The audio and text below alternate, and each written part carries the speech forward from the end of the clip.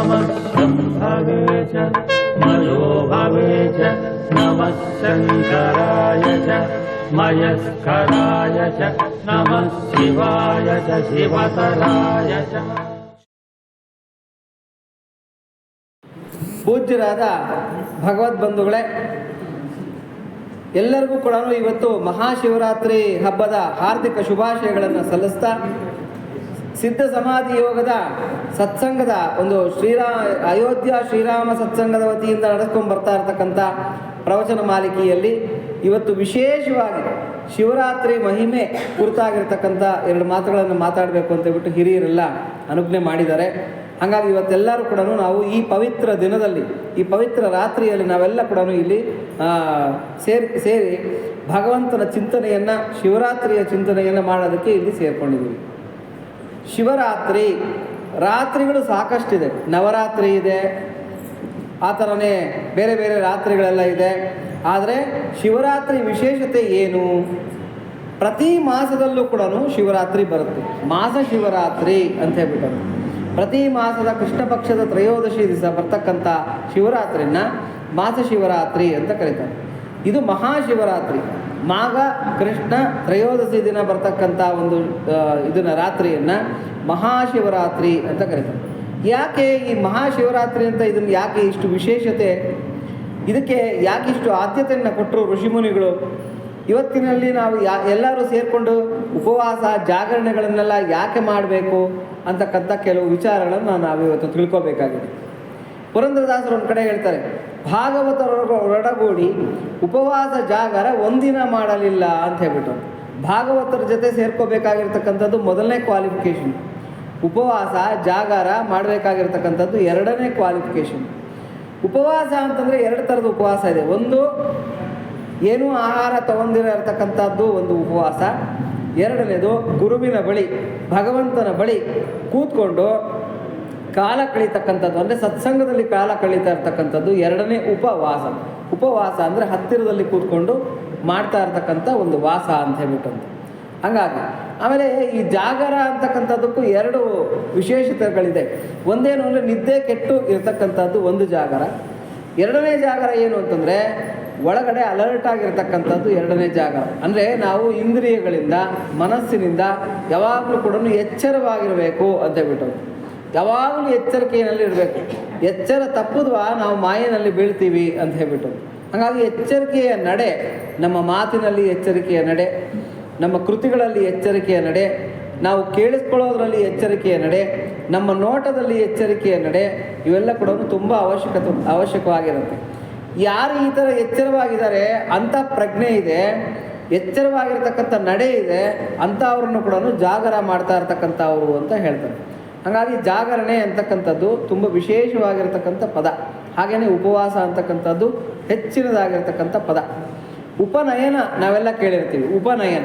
ಉಪನಯನ ಅಂತಂದರೆ ಒಂದು ಈ ಜನಿವಾರನ್ನು ಹಾಕಿ ಬ್ರಹ್ಮೋಪದೇಶ ಮಾಡ್ತಾ ಇರ್ತಕ್ಕಂಥದ್ದು ಒಂದು ಉಪನಯನ. ಆದರೆ 2ನೇದು ಉಪನಯನ ಅಂತ ಅಂದರೆ ಏನು ಅಂದರೆ, ಉಪ ಅಂದರೆ ಎಕ್ಸ್ಟ್ರಾ ಅಂತ, ನಯನ ಅಂದರೆ ಕಣ್ಣು, ಎಕ್ಸ್ಟ್ರಾ ಕಣ್ಣು.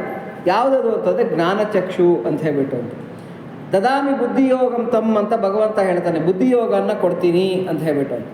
ಹಾಗೇನೆ ಒಂದು ಜ್ಞಾನಚಕ್ಷುವನ್ನು ಕೊಡ್ತಾನೆ. ನೋಡಿ, ಭಗವಂತನನ್ನು ನೋಡಬೇಕಾದ್ರೆ ಇಂದ್ರಿಯ ಚಕ್ಷು ಅಂದರೆ ನಮ್ಮ ಚರ್ಮಚಕ್ಷುಗಳಿಂದ ನೋಡೋದು ಭಾಳ ಕಷ್ಟ. ಹಾಗಾಗಿ ಇದಕ್ಕೆ ದಿವ್ಯ ಚಕ್ಷು ಬೇಕು. ಆ ದಿವ್ಯ ಚಕ್ಷು ಕೊಡ್ತಕ್ಕಂಥವನು ಗುರು ಆಗಿರ್ತಾನೆ. ಗುರು ಆ ದಿವ್ಯ ಚಕ್ಷುನ್ನ ಕೊಡ್ತಾನೆ. ಹಾಗಾಗಿ ಉಪನಯನ, ಉಪವಾಸ, ಜಾಗರಣೆ ಇದೆಲ್ಲದಕ್ಕೂ ಕೂಡ ವಿಶೇಷವಾಗಿರ್ತಕ್ಕಂಥ ಅರ್ಥಗಳಿವೆ. ಇನ್ನು 2ನೇದೇನು ಅಂತಂದರೆ, ಹಿರಿಯರು ಏನು ಹೇಳ್ತಾರೆ ಅಂತಂದರೆ, ಈ ಶಿವರಾತ್ರಿಗೆ ಎಷ್ಟು ವಿಶೇಷತೆಗಳಿದೆ ಅಂತಂದರೆ, ಶಿವ ಅರ್ಧನಾರೀಶ್ವರ ತತ್ವವನ್ನು ಪ್ರದರ್ಶಿಸಿದ್ದು ಇದೇ ಶಿವರಾತ್ರಿಯ ದಿನ. ಶಿವ ಶಕ್ತಿ ನಾವು ಕೇಳಿದ್ದೀವಿ. ಶಿವ ಶಕ್ತಿ 2 ಕೂಡ ಬೇರೆ ಬೇರೆ ಪದಾರ್ಥಗಳು. ಅಂದರೆ ಎನರ್ಜಿ, ಮ್ಯಾಟರ್. ಮ್ಯಾಟರ್ ಅನ್ನೋದು ಶಕ್ತಿ, ಇದು ಶಕ್ತಿ. ಶಿವ ಅಂತಕ್ಕಂಥದ್ದು ಶಕ್ತಿ, ಸತೀದೇವಿ ಮ್ಯಾಟರ್ ಅಂತ ಹೇಳ್ಬಿಟ್ಟು. ಈ ಮ್ಯಾಟರ್ ಆ್ಯಂಡ್ ಎನರ್ಜಿ, ಕ್ಷೇತ್ರಜ್ಞ ಅಂತ ಹೇಳ್ಬಿಟ್ಟು ಅಂತ ನಾವು ಭಗವದ್ಗೀತೆಯಲ್ಲಿ ಕೇಳಿರ್ತೀವಿ. ಪರಮಾತ್ಮ ಹೇಳ್ತಾನೆ, ಅರ್ಜುನ, ಈ ಪ್ರಪಂಚದಲ್ಲಿರ್ತಕ್ಕಂಥ ಪ್ರತಿ ಪದಾರ್ಥಗಳು, ಅದು ಜೀವ ಇರೋದಾಗಿರಲಿ, ಜೀವ ಇಲ್ಲದೆ ಇರೋದಾಗಿರಲಿ, ಇದು ಕ್ಷೇತ್ರ ಮತ್ತು ಕ್ಷೇತ್ರಜ್ಞರ ಸಂಯೋಗದಿಂದ ಉತ್ಪತ್ತಿ ಆಗಿರತಕ್ಕಂಥದ್ದು ಅಂತ ತಿಳ್ಕೊ ಅಂತ ಹೇಳ್ತಾರೆ. ಅಂದರೆ ಯಾವುದನ್ನು ನಾವು ಯಾವ ವಸ್ತುವನ್ನು ತೊಗೊಂಡ್ರೂ ಕೂಡ ಮ್ಯಾಟರ್ ಆ್ಯಂಡ್ ಎನರ್ಜಿ ಮಿಶ್ರಣ ಆಗಿರುತ್ತೆ. ಪರಮಾತ್ಮ ಈ ಶಿವರಾತ್ರಿಯ ದಿನ ಆ ಶಿವ ಮತ್ತು ಶಕ್ತಿಯ ಸಂಗಮ, ಆ ಮ್ಯಾಟರ್ ಆ್ಯಂಡ್ ಎನರ್ಜಿಯ ಸಂಗಮವನ್ನು ಮಾಡಿದ ದಿನ. ಅದಕ್ಕೆ ಇವತ್ತು ಅರ್ಧನಾರೀಶ್ವರ ತತ್ವವನ್ನು ಪ್ರದರ್ಶಿಸಿದ ದಿನ ಅಂತ ಹೇಳ್ಬಿಟ್ಟು ಇದಕ್ಕೆ ವಿಶೇಷವಾಗಿರ್ತಕ್ಕಂಥ ಮಹತ್ವ ಇದೆ. ಇದು ಮೊದಲನೇದು. ಎರಡನೇ ಮಹತ್ವ ಏನು ಅಂತಂದರೆ, ಈ ಕ್ಷೀರಸಾಗರ ಮಥನ ನಡೀತಾ ಇರುತ್ತೆ. ಎಲ್ಲ ಅಮೃತಕ್ಕಾಗಿ ದೇವದಾನವರೆಲ್ಲ ಕೂಡ ಕ್ಷೀರಸಾಗರ ಮಥನ ಮಾಡ್ತಾ ಇರ್ತಾರೆ. ಕ್ಷೀರಸಾಗರ ಮಥನ ನಡೀತಾ ಇರಬೇಕಾಗಿದ್ದರೆ ಒಂದೊಂದೇ ಪದಾರ್ಥಗಳು ಉತ್ಪತ್ತಿ ಆಗಬೇಕಾಗಿರುತ್ತೆ. ಆ ಟೈಮ್ನಲ್ಲಿ ಏನಾಗುತ್ತೆ ಅಂದರೆ, ಇದ್ದಕ್ಕಿದ್ದಂಗೆ ಫಸ್ಟು ಹಾಲಾಹಲ ಉತ್ಪತ್ತಿ ಆಗುತ್ತೆ, ವಿಷ, ಹಾಲಾಹಲ ಅಂತಕ್ಕಂಥ ವಿಷ ಉತ್ಪತ್ತಿ ಆಗುತ್ತೆ.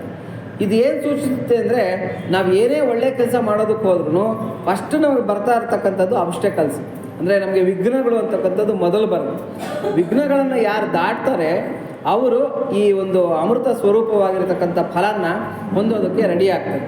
ಹಾಗಾಗಿ ಫಸ್ಟು ನಾವು ಏನು ಮೆಂಟಲಿ ಡಿಸೈಡ್ ಆಗಬೇಕು ಅಂತಂದರೆ, ಯಾವುದೇ ಕೆಲಸ ಮಾಡಬೇಕಾಗಿದ್ರೂ ಕೂಡ ವಿಷಪ್ರಾಯವಾಗಿರ್ತಕ್ಕಂಥ ವಸ್ತು ಫಸ್ಟು ಬರುತ್ತೆ. ನಿಂದೆಗಳು ಬರುತ್ತೆ, ಅವಮಾನಗಳು ಬರುತ್ತೆ, ಟೀಕೆಗಳು ಟಿಪ್ಪಣಿಗಳು ಬರುತ್ತೆ. ಇವ್ಯಾವುದಕ್ಕೂ ಕೇರ್ ಮಾಡಬಾರ್ದು. ಇದು ಯಾರು ಯಾವುದಕ್ಕೂ ಕೇರ್ ಮಾಡದಿರ ಮುಂದೆ ಹೋಗ್ತಾರೆ ಅವರು ಜೀವನದಲ್ಲಿ ಗೆಲ್ತಾರೆ. ಅದಕ್ಕೆ ಸೂಚನಾಪ್ರಾಯವಾಗಿ ಏನಾಗುತ್ತೆ, ವಿಷ ಅಂತಕ್ಕಂಥದ್ದು ಉತ್ಪತ್ತಿ ಆಗುತ್ತೆ. ಆ ವಿಷ ಅಂತಕ್ಕಂಥದ್ದು ಉತ್ಪತ್ತಿಯಾಗಿ ಹಾಲಾಹಲ ಇಡೀ ಜಗತ್ತನ್ನು ಸುಡೋದಕ್ಕೆ ಶುರು ಮಾಡುತ್ತೆ. ಆವಾಗ ಎಲ್ಲರೂ ಕೂಡ ಭೋಲಾಶಂಕರ, ಭೋಲ ಅಂದರೆ ಅಮಾಯಕ ಅಂತ, ಅಮಾಯಕ ಸಾಧು ಅಂತಕ್ಕಂಥ ಅರ್ಥ ಭೋಲ. ಎಲ್ಲರೂ ಬೋಳಾಶಂಕರ ಅಂತಾರೆ, ಅದು ತಪ್ಪದು. ಬೋಳಾಶಂಕರ ಅಲ್ಲ, ಬೋಲಾಶಂಕರ. ಬೋಲ ಅಂದರೆ ಸಾಧು, ಅಮಾಯಕ ಅಂತ. ಈ ಅಮಾಯಕನಾಗಿರ್ತಕ್ಕಂಥ ಸಾಧು ಸ್ವರೂಪದಲ್ಲಿರ್ತಕ್ಕಂಥ ಈ ಶಂಕರನನ್ನು ಎಲ್ಲರೂ ಕೂಡ ಪ್ರಾರ್ಥನೆ ಮಾಡ್ತಾರೆ. ಅಪ್ಪ, ಹಾಲಾಹಲ ವಿಷ ಉತ್ಪತ್ತಿ ಆಗಿಬಿಟ್ಟಿದೆ, ಇಡೀ ಜಗತ್ತನ್ನು ಅದು ಸುಟ್ಟು ಬಿಡ್ತಾ ಇದೆ, ಹಾಗಾಗಿ ಜೀವಗಳು ಜಗತ್ತು ಎಲ್ಲ ಹಾಳಾಗಿಬಿಡುತ್ತೆ, ದಯಮಾಡಿ ಈ ವಿಷದಿಂದ ನಮ್ಮನ್ನು ಪಾರು ಮಾಡು ಅಂತ ಹೇಳ್ಬಿಟ್ಟು.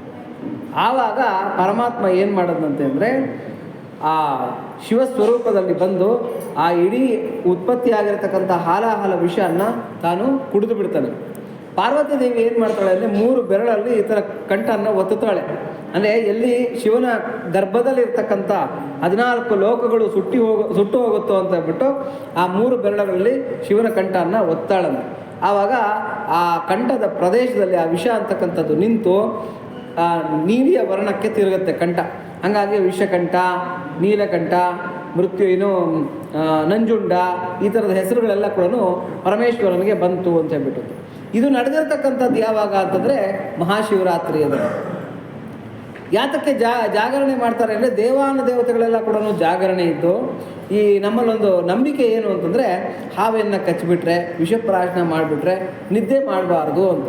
ನಿದ್ದೆ ಮಾಡಿದ್ರೆ ಬ್ರೈನ್ಗೆ ಹತ್ತು ಬಿಡುತ್ತೆ ವಿಷ, ಹಾಗಾಗಿ ನಿದ್ದೆ ಮಾಡಬಾರ್ದು ಅಂತಕ್ಕಂಥದ್ದು ಒಂದು ನಂಬಿಕೆ. ದೇವಾನುದೇವತೆಗಳೆಲ್ಲ ಏನು ಮಾಡಿದ್ರಂತೆ, ಭಜನೆ ಕೀರ್ತನೆಗಳನ್ನು ಹಾಡ್ತಾ, ಡೋಲು ತಮಟೆಗಳನ್ನು ಬಾರಿಸ್ತಾ ಎಲ್ಲರೂ ಏನು ಮಾಡಿದ್ರಂತೆ, ಶಿವನನ್ನು ಆದಷ್ಟು ಎಚ್ಚರಿಕೆಯಾಗಿ ಇಟ್ಟಿರಬೇಕು, ಜಾಗರಣೆಯಿಂದ ನೋಡ್ಕೋಬೇಕು. ಯಾಕಂದರೆ ಜಾಗೃತವಾಗಿ ನೋಡ್ಕೋಬೇಕು. ಆತ ಏನನ್ನು ಮಲಗಿದಾನೆ ಅಂತಂದರೆ ವಿಷ ಅಂತಕ್ಕಂಥದ್ದು ಮೆದುಳಿಗೆ ಹತ್ತು ಬಿಡುತ್ತೇನೋ ಅಂತಕ್ಕಂಥ ಭಯ ದೇವಾನುದೇವತೆಗಳಿಗೆ. ಹತ್ತಲ್ಲ. ಯಾಕೆಂದರೆ ಯಾರಿಗೆ ಜನ್ಮವೇ ಇಲ್ವೋ ಅವನಿಗೆ ನಾಶ ಅಂತಕ್ಕಂಥದ್ದು ಇರೋದಕ್ಕೆ ಸಾಧ್ಯನೇ ಇಲ್ಲ. ಪರಮೇಶ್ವರ ಅಜ, ಅವ್ಯಯ ಅಂತ ಕರೀತಾರೆ. ಅಜ ಅಂದರೆ ಅವನಿಗೆ ಹುಟ್ಟೇ ಇಲ್ಲ. ಯಾರಿಗೆ ಹುಟ್ಟೇ ಇಲ್ಲವೋ ಅಂತ ಅವನಿಗೆ ಮರಣ ಅಂತಕ್ಕಂಥದ್ದು ಎಲ್ಲಿಂದ ಬರೋದಕ್ಕೆ ಸಾಧ್ಯ? ಆದರೆ ದೇವತೆಗಳಿಗೆ ಅದೊಂದು ನಂಬಿಕೆ ಏನು ಅಂತಂದರೆ, ಶಿವನನ್ನು ಜಾಗೃತವಾಗಿ ಇಟ್ಕೊಂಡಿರಬೇಕು, ವಿಷ ತಲೆಗೆ ಹತ್ತದಿರ ನೋಡ್ಕೋಬೇಕು ಅಂತ ಹೇಳಿ. ಇಡೀ ರಾತ್ರಿ ದೇವಾನುದೇವತೆಗಳೆಲ್ಲ ಏನು ಮಾಡಿದ್ರಂತೆ, ಶಿವನನ್ನು ಕೊಂಡಾಡ್ತಾ, ಭಜನೆಗಳನ್ನು ಕೀರ್ತನೆಗಳನ್ನು ಹಾಡ್ತಾ, ಡೋಲು ತಮಟಗಳನ್ನೆಲ್ಲ ಬಾರಿಸ್ತಾ ಎದ್ದಿದ್ರು, ಎಚ್ಚರಿಕೆಯಾಗಿ ಇಟ್ಕೊಂಡಿದ್ರು. ಆ ಒಂದು ವರಪ್ರಧಾನವಾಗಿ ಶಿವ ಏನು ಮಾಡಿದ, ದೇವತೆಗಳಿಗೆ ವರ ಕೊಟ್ಟನಂತೆ. ನೀವೆಲ್ಲ ನನ್ನನ್ನು ಎಚ್ಚರಿಕೆಯಾಗಿ ಇಡಬೇಕು ಅಂತಕ್ಕಂಥ ಈ ಹಪಹಪಿಯಿಂದ ಏನು ನನಗೆ ಸೇವೆ ಮಾಡಿದ್ದೀರಾ, ಭಜನೆ ಸೇವೆ, ಈ ಕೀರ್ತನ ಸೇವೆ ಏನು ಮಾಡಿದ್ದೀರಾ, ಇದೇ ಥರನೇ ಯಾರು ಶಿವರಾತ್ರಿಯ ದಿನ, ಈ ಶಿವರಾತ್ರಿಯ ದಿನ ಅಂದರೆ ಮಾಘ ಕೃಷ್ಣ ತ್ರಯೋದಶಿ ಶಿವರಾತ್ರಿಯ ದಿನ ಯಾರು ಈ ಥರ ಜಾಗರಣೆಯಾಗಿರ್ತಾರೆ, ಅಂದರೆ ನಿದ್ದೆ ಕೆಟ್ಟು ಶಿವನನ್ನು ಆರಾಧನೆ ಮಾಡ್ತಾರೆ, ಅವರಿಗೆ ಮೋಕ್ಷ ಅಂತಕ್ಕಂಥದ್ದೇ ಫಲವಾಗಿ ಕೊಡ್ತೀನಿ ಅಂತಕ್ಕಂಥ ವರವನ್ನು ಕೊಟ್ಟಿದ್ದರು. ಹಾಗಾಗಿ ಉಪವಾಸ ಇರೋರಿಗೆ, ಜಾಗರಣೆ ಇರೋರಿಗೆ ಏನು ಲಾಭ ಅಂತಂದರೆ ಅಷ್ಟೈಶ್ವರ್ಯಗಳನ್ನು ಕೊಡ್ತಕ್ಕಂಥವನು ಪರಮೇಶ್ವರ. ಯಾಕೆಂದರೆ ಕುಬೇರನಿಗೆ ಐಶ್ವರ್ಯ ಕೊಟ್ಟವನು ಪರಮೇಶ್ವರನೇ. ನೀವೆಲ್ಲ ಆಲ್ರೆಡಿ ಕೇಳಿದ್ರಿ, ರುದ್ರ ಭಾಷೆದಲ್ಲೆಲ್ಲ ಹೇಳಿದ್ರಿ ಕುಬೇರನಿಗೆ ಹೆಂಗೆ ಐಶ್ವರ್ಯ ಬಂತು ಅಂತ ಹೇಳ್ಬಿಟ್ಟು. ಆಮೇಲೆ ಆಯುಸ್ಸು ಆರೋಗ್ಯಗಳನ್ನು ಕೊಡ್ತಕ್ಕಂಥವನು ಪರಮೇಶ್ವರ. ವಂಶನ ಅಭಿವೃದ್ಧಿ ಪಡಿಸ್ತಕ್ಕಂಥವನು ಪರಮೇಶ್ವರ. ಆಮೇಲೆ ಸಂತಾನವನ್ನು ಕಾಪಾಡ್ತಕ್ಕಂಥವನು ಪರಮೇಶ್ವರ. ಆಮೇಲೆ ಜಾಗೃತವಾಗಿರ್ತಕ್ಕಂಥ ದಾಂಪತ್ಯ ಜೀವನ, ಅಂದರೆ ದಾಂಪತ್ಯ ಜೀವನದಲ್ಲಿ ಯಾವುದೇ ಅವಘಡಗಳು ಬರೆದಿರ ಕಾಪಾಡ್ತಕ್ಕಂಥವನು ಪರಮೇಶ್ವರ. ಇವೆಲ್ಲ ಕೂಡ ಐಹಿಕವಾಗಿರತಕ್ಕಂಥ ಫಲಗಳು ಅಂತ ಹೇಳ್ಬಿಟ್ಟು. ಈ ಐಹಿಕವಾಗಿರತಕ್ಕಂಥ ಫಲಗಳ ಜೊತೆಯಲ್ಲಿ ಆಮುಷ್ಮಿಕ ಫಲ ಅಂತ, ಅಂದರೆ ಮೋಕ್ಷ ಫಲನ ಕೊಡ್ತಕ್ಕಂಥವನು ಪರಮೇಶ್ವರ.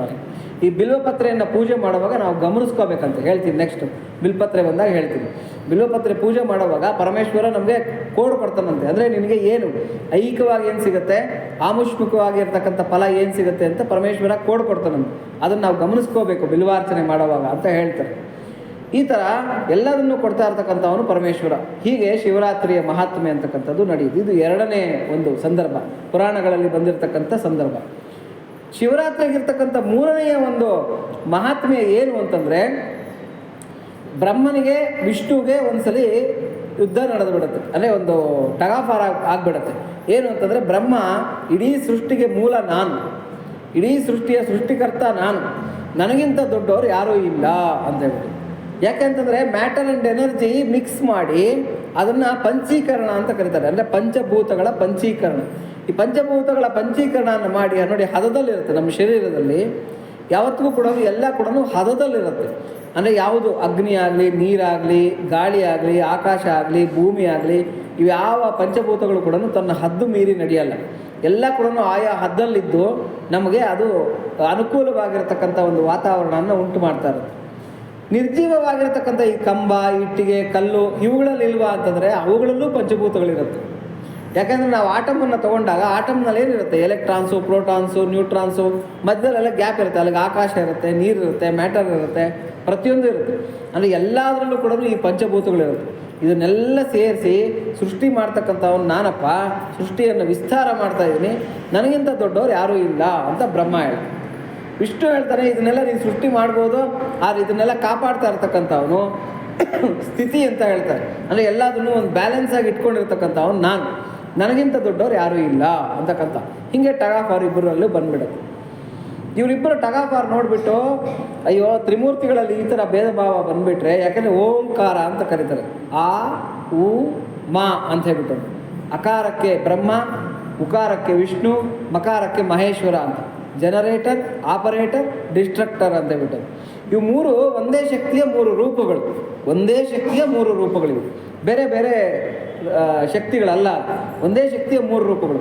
ಪರಮೇಶ್ವರ ನೋಡ್ತಾನೆ, ಹೀಗಾಗೋಗ್ಬಿಟ್ರೆ ಹೇಗೆ, ನಮ್ಮಲ್ಲೇ ಈ ಥರ ಜಗಳ ಬಂದುಬಿಟ್ರೆ ಮುಂದಕ್ಕೆ ಏನಾಗುತ್ತೆ ಅಂತ ಹೇಳ್ಬಿಟ್ಟು. ಕಡೆಗೆ ಏನಾಗ್ತಾನೆ ಅಂದರೆ, ಆವತ್ತು ಮಾಘ ಕೃಷ್ಣ ತ್ರಯೋದಶಿ, ಅಂದರೆ ಈ ಶಿವರಾತ್ರಿ ದಿನ ಆದ್ಯಂತಗಳಿಲ್ಲದೆ ಇರತಕ್ಕಂಥ ಒಂದು ಜ್ಯೋತಿರ್ಲಿಂಗದ ರೂಪದಲ್ಲಿ ಪ್ರಕಟ ಆಗಿಬಿಡ್ತಾನೆ ಪರಮೇಶ್ವರ. ಆದ್ಯಂತಗಳಿಲ್ಲದ ಜ್ಯೋತಿರ್ಲಿಂಗದ ರೂಪ. ಆವಾಗ ಇವ್ರಿಗೆಲ್ಲ ಆಶ್ಚರ್ಯ ಆಗುತ್ತೆ, ಈ ದಿವ್ಯವಾಗಿರ್ತಕ್ಕಂಥ ಈ ಲಿಂಗ ಎಲ್ಲಿಂದ ಬಂತು, ಹೇಗೆ ಉತ್ಪತ್ತಿ ಆಯಿತು ಅಂತೇಳ್ಬಿಟ್ಟು. ಇದರ ಟಿಪ್ ಎಲ್ಲಿದೆ, ಅಂದರೆ ಕೊನೆ ಎಲ್ಲಿದೆ, ಮೊದಲಲ್ಲಿದೆ ಅಂತಕ್ಕಂಥ ಒಂದು ಅವ್ರಿಗೆ ಇದು ಬರುತ್ತೆ, ಜಿಜ್ಞಾಸೆ ಬರುತ್ತೆ. ಕಡೆಗೆ ಬ್ರಹ್ಮ ಹೇಳ್ತಾನೆ, ನಾನು ಮೇಲೆ ಅಗ್ರಭಾಗ ನೋಡ್ಕೊಂಬರೋದಕ್ಕೆ ಹೋಗ್ತೀನಿ, ನೀನು ಅಧೋಭಾಗ ನೋಡ್ಕೊಂಬರೋದಕ್ಕೆ ಹೋಗು ಅಂತ ಹೇಳ್ಬಿಟ್ಟು. ಅದಕ್ಕೆ ಅಧೋಕ್ಷಜ ಅಂತಕ್ಕಂಥ ಹೆಸರು ಬಂತು ಮಹಾವಿಷ್ಣುವಿಗೆ. ಅಧೋಭಾಗನ ಹುಡುಕೊಂಡು ಹೋಗ್ತಾನೆ ಪರಮೇಶ್ವರ, ಯಾರೋ ಮಹಾವಿಷ್ಣು.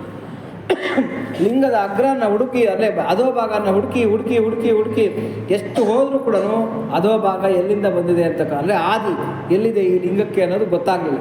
ಕಡೆಗೆ ಏನಾಗುತ್ತೆ, ಒಂದು ಕಡೆ ಒಂದು ಗಂಟೆಯನ್ನು ಕಟ್ಟಿಬಿಟ್ಟು, ತಾನು ಬಂದಿರೋದಕ್ಕೆ ಸೂಚನಪ್ರಾಯವಾಗಿ ಒಂದು ಗಂಟೆಯನ್ನು ಕಟ್ಟಿಬಿಟ್ಟು ಮಹಾವಿಷ್ಣು ವಾಪಸ್ ಬಂದುಬಿಡ್ತಾನೆ. ಆದರೆ ಬ್ರಹ್ಮ ಏನು ಮಾಡ್ತಾನೆ ಅಂದರೆ, ಆ ತುದಿ ನೋಡೋದಕ್ಕಾಗೋದಿಲ್ಲ, ಆದರೆ ಒಂದು ಕಾಮಧೇನುವನ್ನು ಮತ್ತು ಒಂದು ಇದನ್ನ ಯಾವುದನ್ನ ಗೇದೆಗೆ ಪೂವ, ಅದನ್ನೇನಂತಾರೆ ಮೊಗಲಿ ಪೂವ ಅಂತ ಕರೀತಾರೆ. ಕೇದಿಗೆ ಮೊಗ್ಗು. ಈ ಕೇದಿಗೆ ಮೊಗ್ಗನ್ನ ಮತ್ತು ಈ ಕಾಮಧೇನುವನ್ನು ಸಾಕ್ಷಿ, ಸುಳ್ಳು ಸಾಕ್ಷಿಗೆ ಇಟ್ಕೊಂಡು ಸುಳ್ಳು ಸಾಕ್ಷಿ ಹೇಳಿಸ್ಬಿಡ್ತಾನೆ ಬ್ರಹ್ಮ. ಏನಂತ, ನಾನು ಲಿಂಗದ ಅಗ್ರಭಾಗನ ನೋಡಿ ಬಂದಿದ್ದೀನಿ ಅಂತಕ್ಕಂಥ.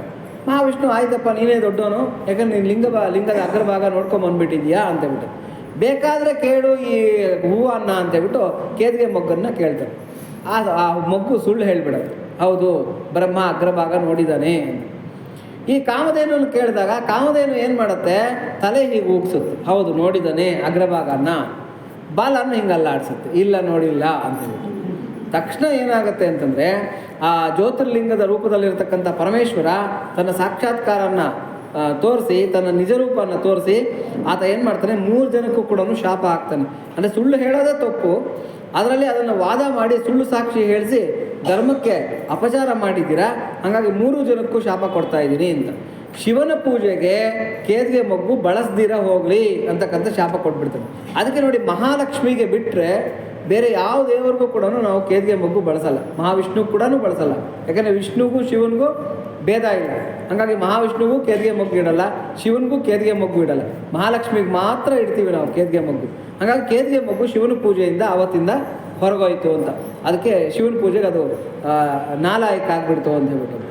ಇನ್ನು ಕಾಮಧೇನುಗೆ ಶಾಪ ಕೊಡ್ತಾನೆ, ಬೆಳಗ್ಗೆ ಎದ್ದು ನಿನ್ನ ಮುಖ ಯಾರು ನೋಡ್ತಾರೆ ಅವ್ರಿಗೆ ಬ್ರಹ್ಮಹತ್ಯೆ ಪಾತಕ ಬರಲಿ, ಯಾರು ನಿನ್ನ ಪೃಷ್ಠಭಾಗವನ್ನು ನೋಡ್ತಾರೆ ಅವ್ರಿಗೆ ಅಷ್ಟೈಶ್ವರ್ಯಗಳು ಉಂಟಾಗಲಿ ಅಂತ ಹೇಳ್ಬಿಟ್ಟು ಆಶೀರ್ವಾದ ಮಾಡ್ತಾನೆ. ಯಾಕೆಂದರೆ ಬಾಲದಲ್ಲಿ ನಿಜ ಹೇಳ್ತು, ಮುಖದಲ್ಲಿ ಸುಳ್ಳು ಹೇಳ್ತು. ಅದಕ್ಕೆ ಹಿಂದಿನ ಕಾಲದಲ್ಲೆಲ್ಲ, ಇವತ್ತಿನ ಕಾಲದಲ್ಲಿ ನಾವು ಕೊಟ್ಟಿಗೆ ನೋಡೋದೇ ಇಲ್ಲ ಬಿಡಿ, ಕೊಟ್ಟಿಗೆ ಅಂತಕ್ಕಂಥದ್ದೇ ನೋಡೋದಕ್ಕೆ ನಮಗೆ ಸಿಗೋದಿಲ್ಲ. ಹಿಂದಿನ ಕಾಲದಲ್ಲಿ ಕೊಟ್ಟಿಗೆಗಳು ಯಾವ ಕಡೆಯಲ್ಲಿ ಯಾರ ಮನೆಗೆ ಕೊಟ್ಟಿಗೆಗೆ ಹೋದರೂ ಕೂಡ ಮುಖ ಗೋಡೆ ಕಡೆಗಿರೋದು ಹಸುಗಳಿಗೆ, ಪೃಷ್ಠಭಾಗ ನಮಗೆ ಬಾಗಿಲು ತೆಗೆದ ತಕ್ಷಣ ಪೃಷ್ಠಭಾಗ ಕಾಣೋ ಥರ ಇಟ್ಟಿರೋದು. ಇವತ್ತಿಗೂ ನೀವು ಶ್ರೀಶೈಲ ದೊಡ್ಡ ದೊಡ್ಡ ದೇವಸ್ಥಾನಗಳಿಗೆ ಹೋದರೆ ಬೆಳಗ್ಗೆ ಗೋಪೂಜೆಗೆ ಅಂತ ಕರ್ಕೊಂಬರ್ತಾರೆ ಗೋವನ್ನು. ಆ ದೇವರ ಬಾಗಿಲು ತೆಗೆಯುವಷ್ಟೊತ್ತಿಗೆ ಗೋವನ್ನು ಹಿಂದೆ ಮುಂದಲಾಗಿ ನಿಲ್ಲಿಸಿರ್ತದೆ ದೇವರ ಹತ್ರ. ಯಾಕೆಂದರೆ ಪೃಷ್ಠಭಾಗನ ನೋಡಬೇಕು ಅಂತಕ್ಕಂಥ ಒಂದು ಪದ್ಧತಿ ಬಂತು. ಇನ್ನು ಬ್ರಹ್ಮನಿಗೆ ಏನು ಶಾಪ ಬಂತು ಅಂದರೆ, ನಾನೇ ದೊಡ್ಡ ಇವನು, ನಾನೇ ದೊಡ್ಡ ಸರ್ವೇಶ್ವರ ಅಂತ ಮೆರೆದಲ್ಲ, ಭೂಲೋಕದಲ್ಲಿ ನಿನ್ನನ್ನು ಯಾರು ಗುರುತಿಸ್ದಿರ ಹೋಗಲಿ, ನಿನಗೆ ಪೂಜೆ ಪುನಸ್ಕಾರಗಳು ಇಲ್ದಿರ ಹೋಗಲಿ, ನಿನಗೆ ದೇವಾಲಯಗಳು ಇಲ್ದಿರ ಹೋಗಲಿ ಅಂತಕ್ಕಂಥ ಶಾಪ ಕೊಟ್ಟು. ಆವತ್ತಿನಿಂದ ಬ್ರಹ್ಮನಿಗೆ ದೇವಾಲಯಗಳಿಲ್ಲ ಅಂತೇಳ್ಬಿಟ್ಟು. ಎಲ್ಲೋ ಅಲ್ಲೊಂದಲ್ಲೊಂದು ಅಪರೂಪಕ್ಕೆ ಇರ್ಬೋದು, ಬಟ್ ಬ್ರಹ್ಮನನ್ನೇ ವಿಶೇಷವಾಗಿ ಆರಾಧಿಸ್ತಕ್ಕಂಥ ಪದ್ಧತಿ ಇಲ್ಲ. ಇದು ನಡೆದಿರ್ತಕ್ಕಂಥದ್ದು ಶಿವರಾತ್ರಿ ದಿನ. ಇವೆಲ್ಲ ಏನು ಗೊತ್ತಾ, ಶಿವರಾತ್ರಿ ದಿನ ನಾವು ಶಿವನನ್ನು ಸ್ಮರಣೆ ಮಾಡ್ತಕ್ಕಂಥದ್ದೇ ದೊಡ್ಡ ಪುಣ್ಯ. ಆದರೆ ಪುರಾಣಗಳಲ್ಲಿ ಹೇಳಿರ್ತಕ್ಕಂಥ ಈ ಶಿವರಾತ್ರಿಯ ಮಹಿಮೆ, ಈ ಕಥೆಗಳನ್ನು ಹೇಳ್ಕೊಂಡಾಗ ಅತ್ಯಂತವಾಗಿರತಕ್ಕಂಥ ಪುಣ್ಯ ಅಂತಕ್ಕಂಥದ್ದು ಸಿಗುತ್ತೆ. ಇದು 3ನೆಯ ಸಂದರ್ಭ. ಹೀಗೆ ಶಿವರಾತ್ರಿಗೆ ತನ್ನದೇ ಆಗಿರತಕ್ಕಂಥ ವಿಶೇಷತೆಗಳಿದೆ. ಯಾರು ಶಿವರಾತ್ರಿಯ ದಿನ ಜಾಗರಣೆ ಇರ್ತಾರೆ, ಉಪವಾಸ ಇರ್ತಾರೆ ಅಂಥವ್ರಿಗೆ ಮೋಕ್ಷ ಫಲನೇ ಸಿಗುತ್ತೆ.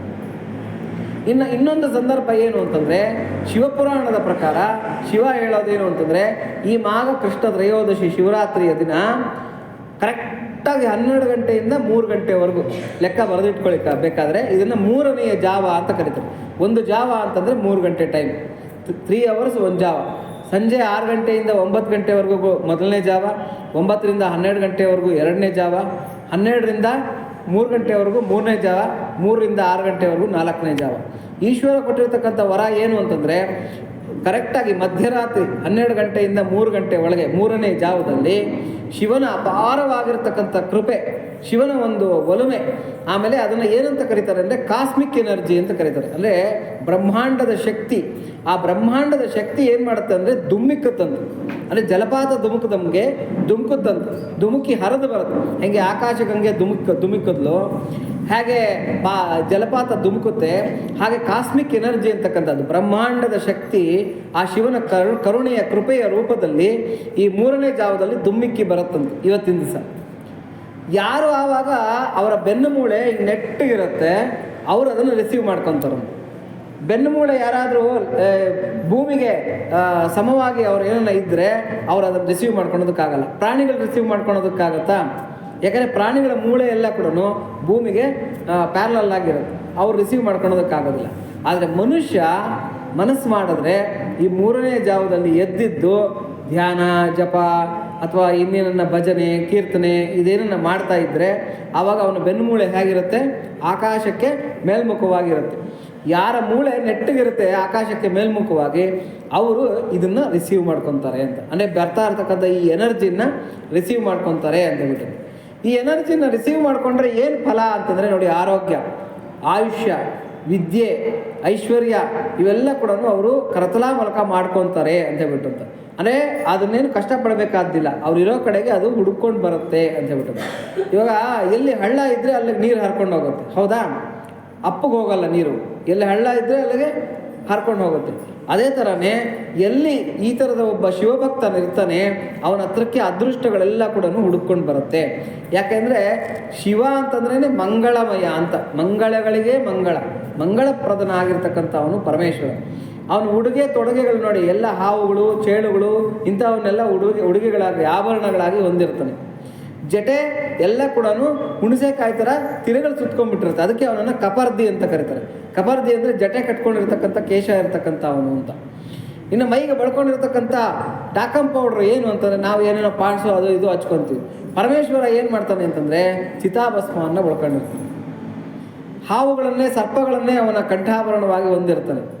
ಆಮೇಲೆ ತಲೆ ಮೇಲೆ ಗಂಗೆ, ಚಂದ್ರ, ಹಣೆಯಲ್ಲಿ ಬೆಂಕಿ, ಕುತ್ತಿಗೆನಲ್ಲಿ ಏನಿರುತ್ತೆ ವಿಷ. ನೋಡಿ ಎಂಥ ಅದ್ಭುತವಾಗಿರ್ತಕ್ಕಂಥ ನೋಡೋದಕ್ಕೆ. ಆಮೇಲೆ ಗಜಚರ್ಮಾಂಬರ, ಅದು ಎಂಥ ಗಜಚರ್ಮಾಂಬರ. ಆ ಗಜಾಸುರ ಸಾಯ್ಬೇಕಾಗಿದ್ದರೆ ಕೇಳ್ಕೊಂಡಿರ್ತಾನೆ, ನಾನು ಯಾವಾಗಲೂ ಕೂಡ ಆರ್ದ್ರವಾಗಿರಬೇಕು ಅಂತ. ನಿನ್ನ ವಿಚಾರದಲ್ಲಿ ನಾನು ಆರ್ದ್ರವಾಗಿರಬೇಕು. ಆರ್ದ್ರ ಅಂದರೆ ಹಸಿ, ಒದ್ದೆ ಅಂತ ಅರ್ಥ. ಅವನು ಕೇಳಿದ್ದೇನು ಅಂದರೆ ಪ್ರೇಮದಿಂದ ಆರ್ದ್ರವಾಗಿರಬೇಕು ಅಂತ.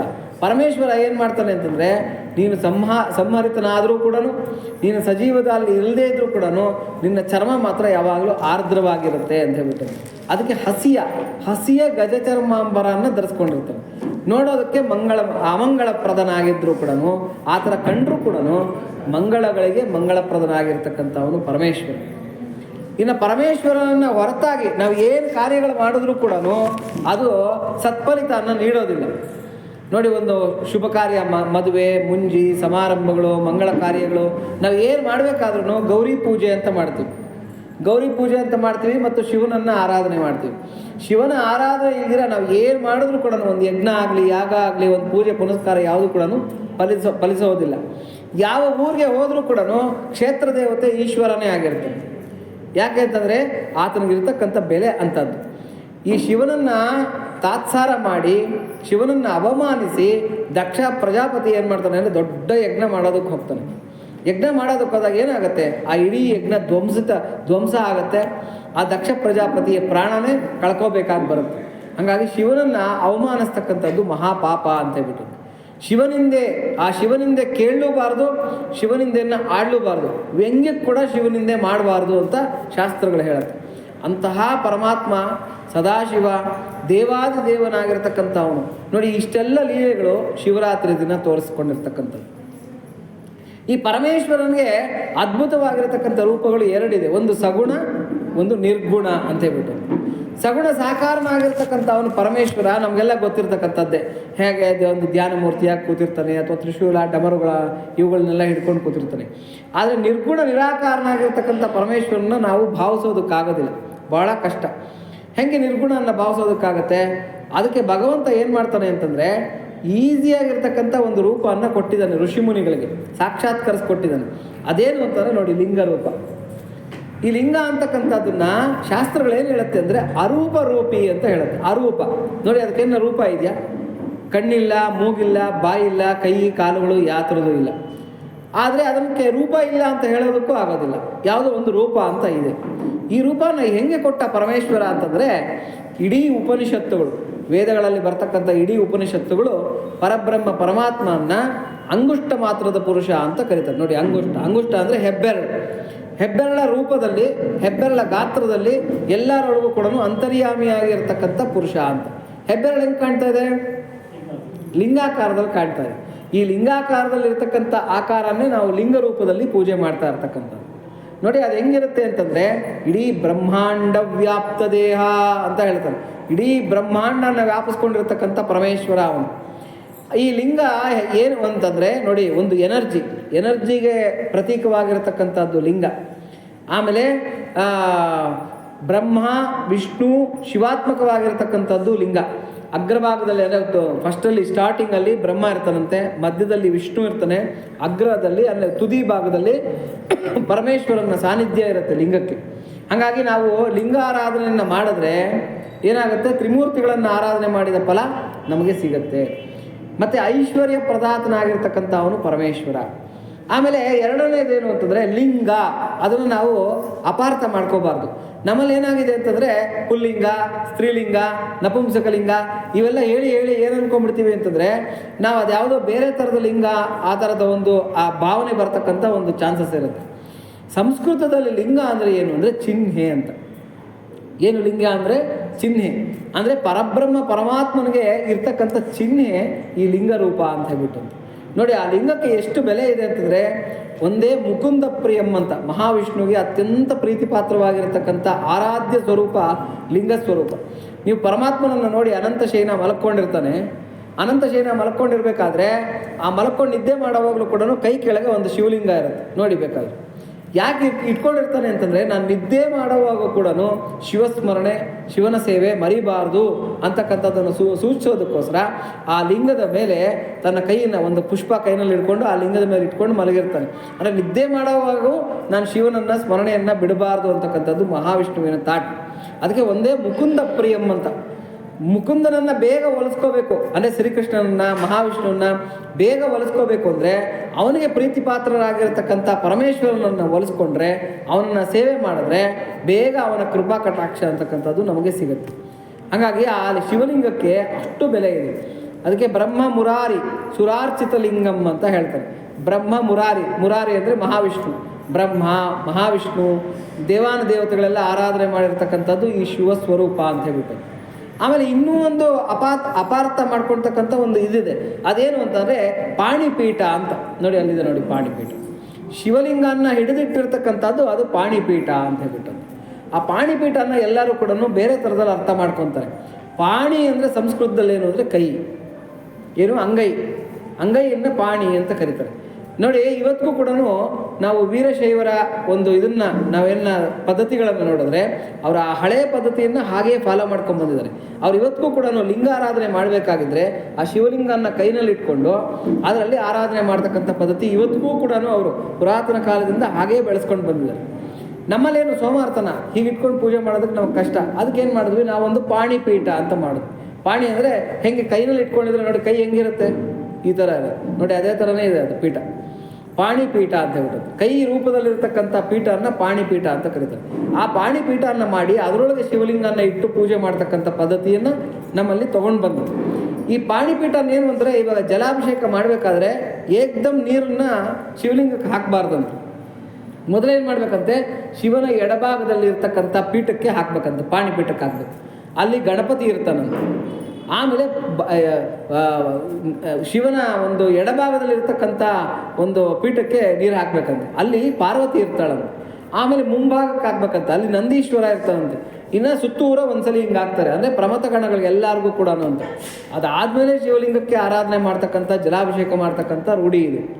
ಇದೆಲ್ಲ ಏನು ಅಂತಂದರೆ ಲಿಂಗ, ಪಾಣಿಪೀಠ ಇವ್ಯಾವುದು ಕೂಡ ಸಾಮಾನ್ಯ ಅಲ್ಲ.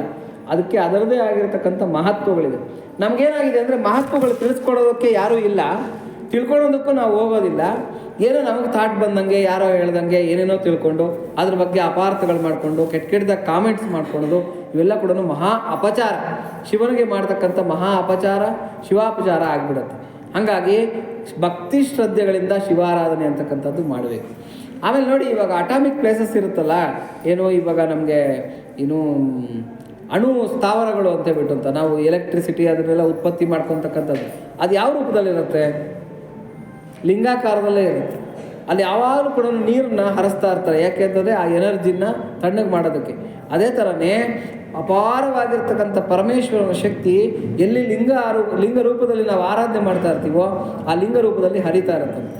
ಅದಕ್ಕೆ ಅದನ್ನು ಯಾವಾಗಲೂ ಕೂಡ ನೀರನ್ನು ಹಾಕಿ ಅದನ್ನು ತಣ್ಣಗೆ ಮಾಡ್ತಕ್ಕಂಥ ಒಂದು ಪ್ರಯತ್ನನ ನಾವು ಮಾಡ್ತಕ್ಕಂಥದ್ದು.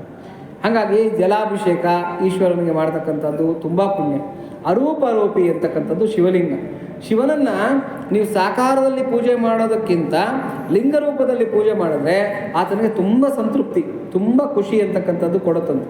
ಹಾಗಾಗಿ ಶಿವನಿಗೆ ಅತ್ಯಂತ ಪ್ರೀತಿಪಾತ್ರವಾಗಿರ್ತಕ್ಕಂಥ ಈ ಶಿವಲಿಂಗದ ಆರಾಧನೆ ಅಂತಕ್ಕಂಥದ್ದು ರೂಢಿಗೆ ಬಂತು. ಆ ಶಿವಲಿಂಗದ ಆರಾಧನೆ ಯಾರು ಮಾಡ್ತಾರೆ, ಅದರಲ್ಲೂ ವಿಶೇಷವಾಗಿ ಈ ಶಿವರಾತ್ರಿ ದಿನ, ಈ ಮಹಾಶಿವರಾತ್ರಿ ದಿನ ಯಾರು ಆರಾಧನೆ ಮಾಡ್ತಾರೆ ಅವ್ರಿಗೆಲ್ಲ ಕೂಡ ಅಪಾರವಾಗಿರ್ತಕ್ಕಂಥ ಪುಣ್ಯ ಫಲ ಅಂತಕ್ಕಂಥದ್ದು ಸಿಗುತ್ತೆ ಅಂತ ಹೇಳ್ಬಿಟ್ಟು ಇದಕ್ಕೊಂದು ಕಥೆ ಹೇಳ್ತಾರೆ. ಏನು ಅಂತಂದರೆ ಶಿವಪುರಾಣದಲ್ಲಿ ಬರ್ತಾರೆ. ಒಂದು ಬೇಡ ಏನು ಮಾಡೋದಂತೆ, ಅಡವಿಗೆ ಬಂದಂತೆ. ಅಡವಿಗೆ ಬಂದು ಆ ಅಡವಿ ಎಲ್ಲ ಸುತ್ತಾಡ್ತಾ ಇದ್ದಂತೆ ಬೇಟೆಗೋಸ್ಕರ ಅಂತ ಹೇಳ್ಬಿಟ್ಟು. ಇದ್ದಕ್ಕಿದ್ದಾಗ ಏನಾಯ್ತಂತೆ, ಒಂದು ಹುಲಿ ಅಟ್ಟಿಸ್ಕೊಂಬಂದ್ಬಿಡ್ತಂತೆ.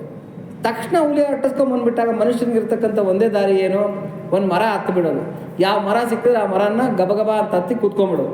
ಯಾವುದೋ ಒಂದು ಮರ ಸಿಗುತ್ತೆ, ಆ ಮರ ಹತ್ತಿ ಬೇಡ ಕೂತ್ಕೊಂಡ್ಬಿಡ್ತಾನೆ ಮೇಲೆ. ಆಮೇಲೆ ಏನಾಗುತ್ತೆ, ಆ ಹುಲಿ ಅಲ್ಲಿಂದ ಹೋಗೋದಿಲ್ಲ, ಈ ಬೇಡನಿಗೋಸ್ಕರನೇ ಕಾಯ್ತಾ ಅಲ್ಲೇ ಕೆಳಗಡೆ ಓಡಾಡ್ತಾನೆ.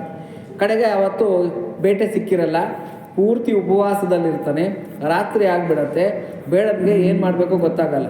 ಅಕಸ್ಮಾತ್ ತೂಕಡಿಸಿ ಕೆಳಗೆ ಬಿದ್ದುಬಿಟ್ರೆ ಹುಲಿ ತಿಂದಾಕ್ಬಿಡುತ್ತೆ. ಹಾಗಾಗಿ ನಿದ್ದೆ ಬರಬಾರ್ದು, ತೂಕಡಿಸ್ಬಾರ್ದು. ಏನು ಮಾಡಬೇಕು, ಏನೋ ಒಂದು ಕ್ರಿಯೆ ಮಾಡ್ತಾಯಿದ್ರೆ, ಕೆಲಸ ಮಾಡ್ತಾಯಿದ್ರೆ ನಮಗೆ ನಿದ್ದೆ ಬರೋದಿಲ್ಲ.